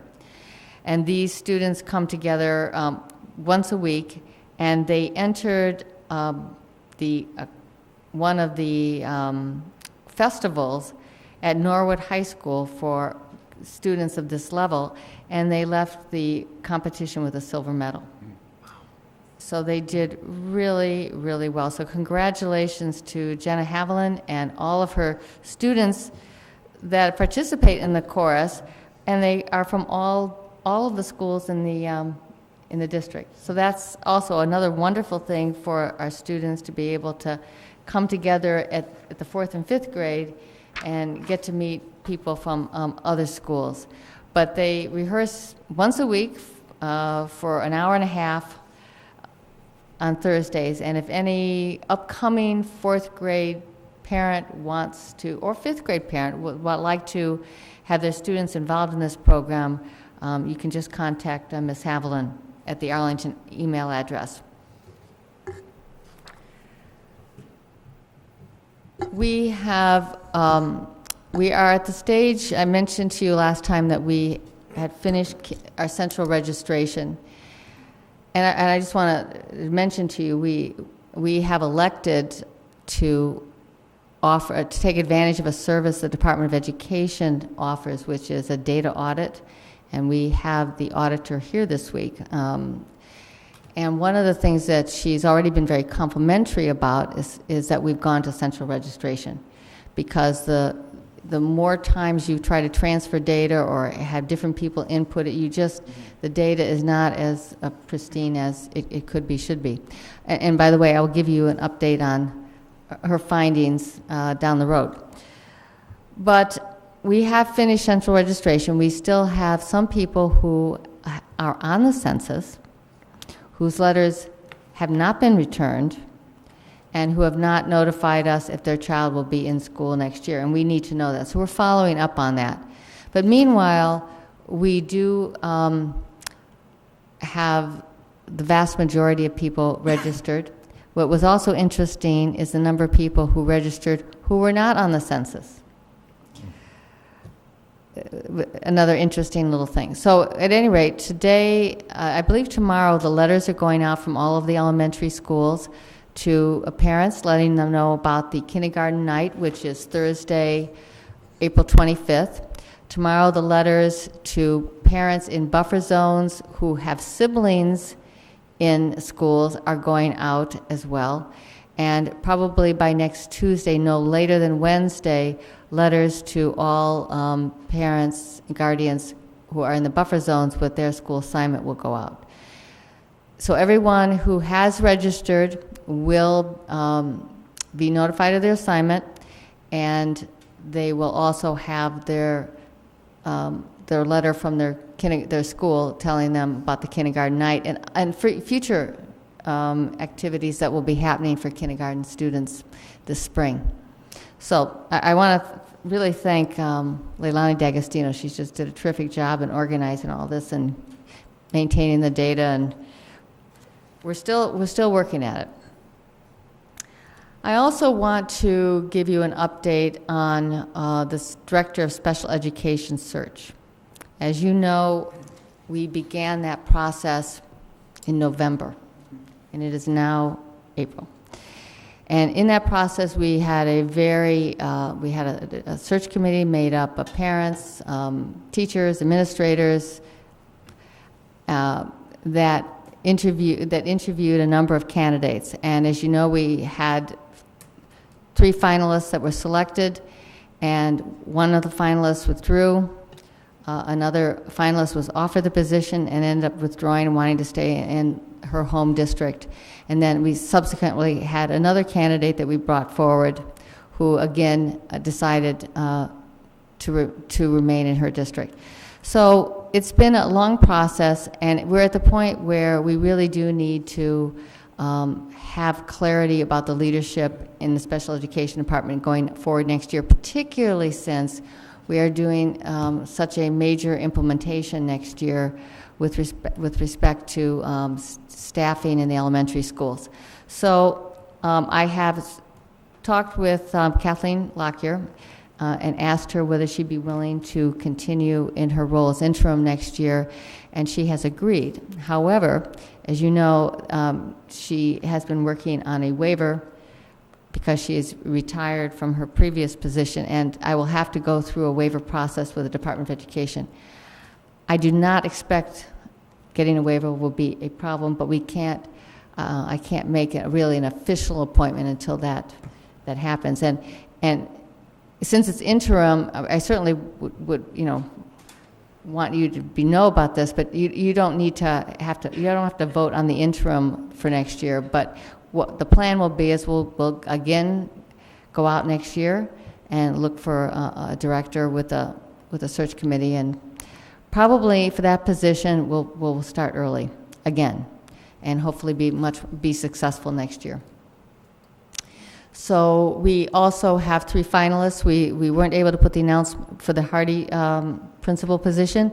That announcement is going to go out tomorrow. We've been just sort of working on some dates and wanted the dates as part of the press release, so that will go out tomorrow. And we'll have some announcements on where we're going with Dallin shortly.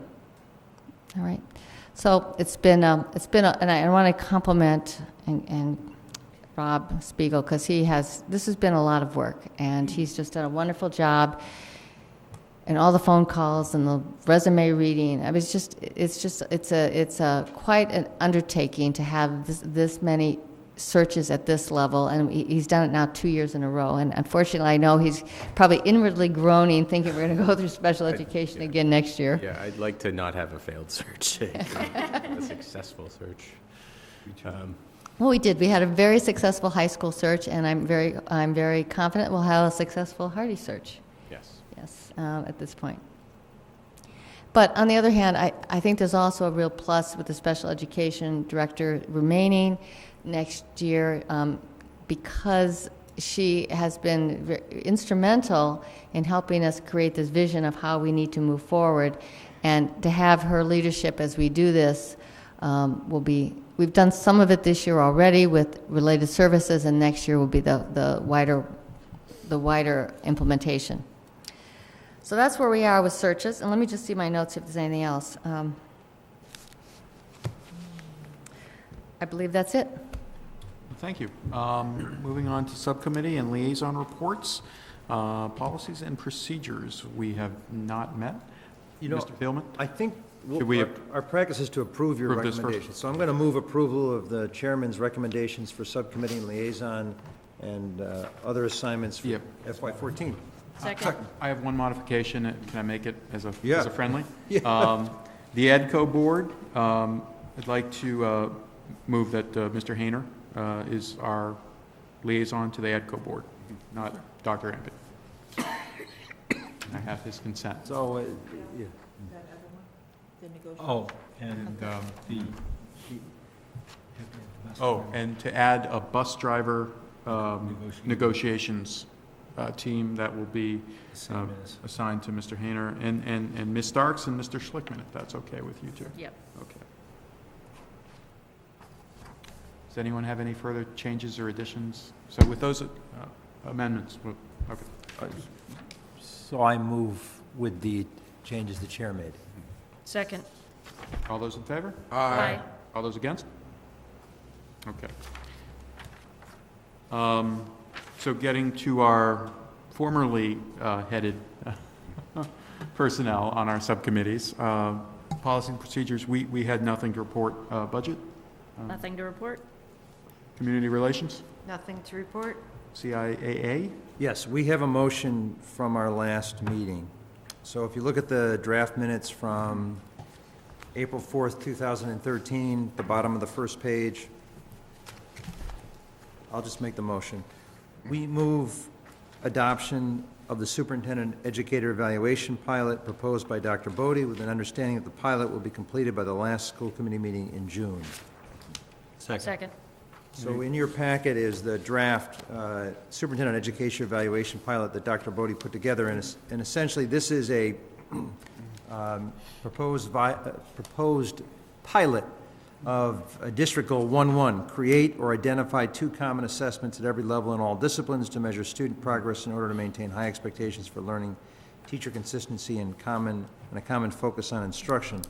And we had a good conversation on what the superintendent should submit so today, all we have to do is just approve the pilot, because we're already in April. And at the retreat on Saturday, we have the opportunity to go into more detail about, our subcommittee, our former subcommittee, had a good conversation about what we were looking for, what we were interested in, and my suggestion is that on Saturday, the full school committee can delve into this more deeply. Cool. Any other further discussion on that? Mr. The pilot is merely a learning opportunity for all of us to move forward and get a feel for what we're doing so that when we have to do it for real next year, we're grounded in our work. And by the way, I sit on the statewide District Accountability and Assistance Council, which advises the Deputy Commissioner of Education on Level 4 schools and the work they're doing in accountability and assistance. And in a discussion we had this week at a meeting, we're way ahead of other school districts. I mean, there are not a lot of school districts that people know of anyway. Except for the race to the top ones, right? Right. But even then. Even really, they're behind. Really? They're not doing pilots with superintendents, so That's good. we're in pretty good shape here. Well, good. Okay, any further discussion? All those in favor? Aye. Against? Okay, motion carries. 6-0. Anything else from you guys? You met last Thursday night? Any other Well, good we stuff? talked about the retreat, and Right. Dr. Bodie's been in touch with Nancy Walzer, who's facilitating it. That's great. This Saturday, 8 to 11, we're going to meet in your office. Okay. Who's bringing the breakfast materials? Okay. Thank you. Could I see a Sorry, I coin won't flip? be there. I am. I'll bring some. Just wondering. Healthy options only. Know what's going on. I think whoever was in charge of eggs and eggs is on it. Facilities. Nothing at this time. Legal services, and Dr. Allison Ampe has nothing to report at this time. We will continue, Mr. Hayner and Dr. Allison Ampe and myself, through the end of this school year, as our charter asks for. And I don't have anything to report other than I'm just, again, honored and pleased to be chair, and I hope we have a really healthy, wonderful, good year for our schools. Should you make a motion to continue that?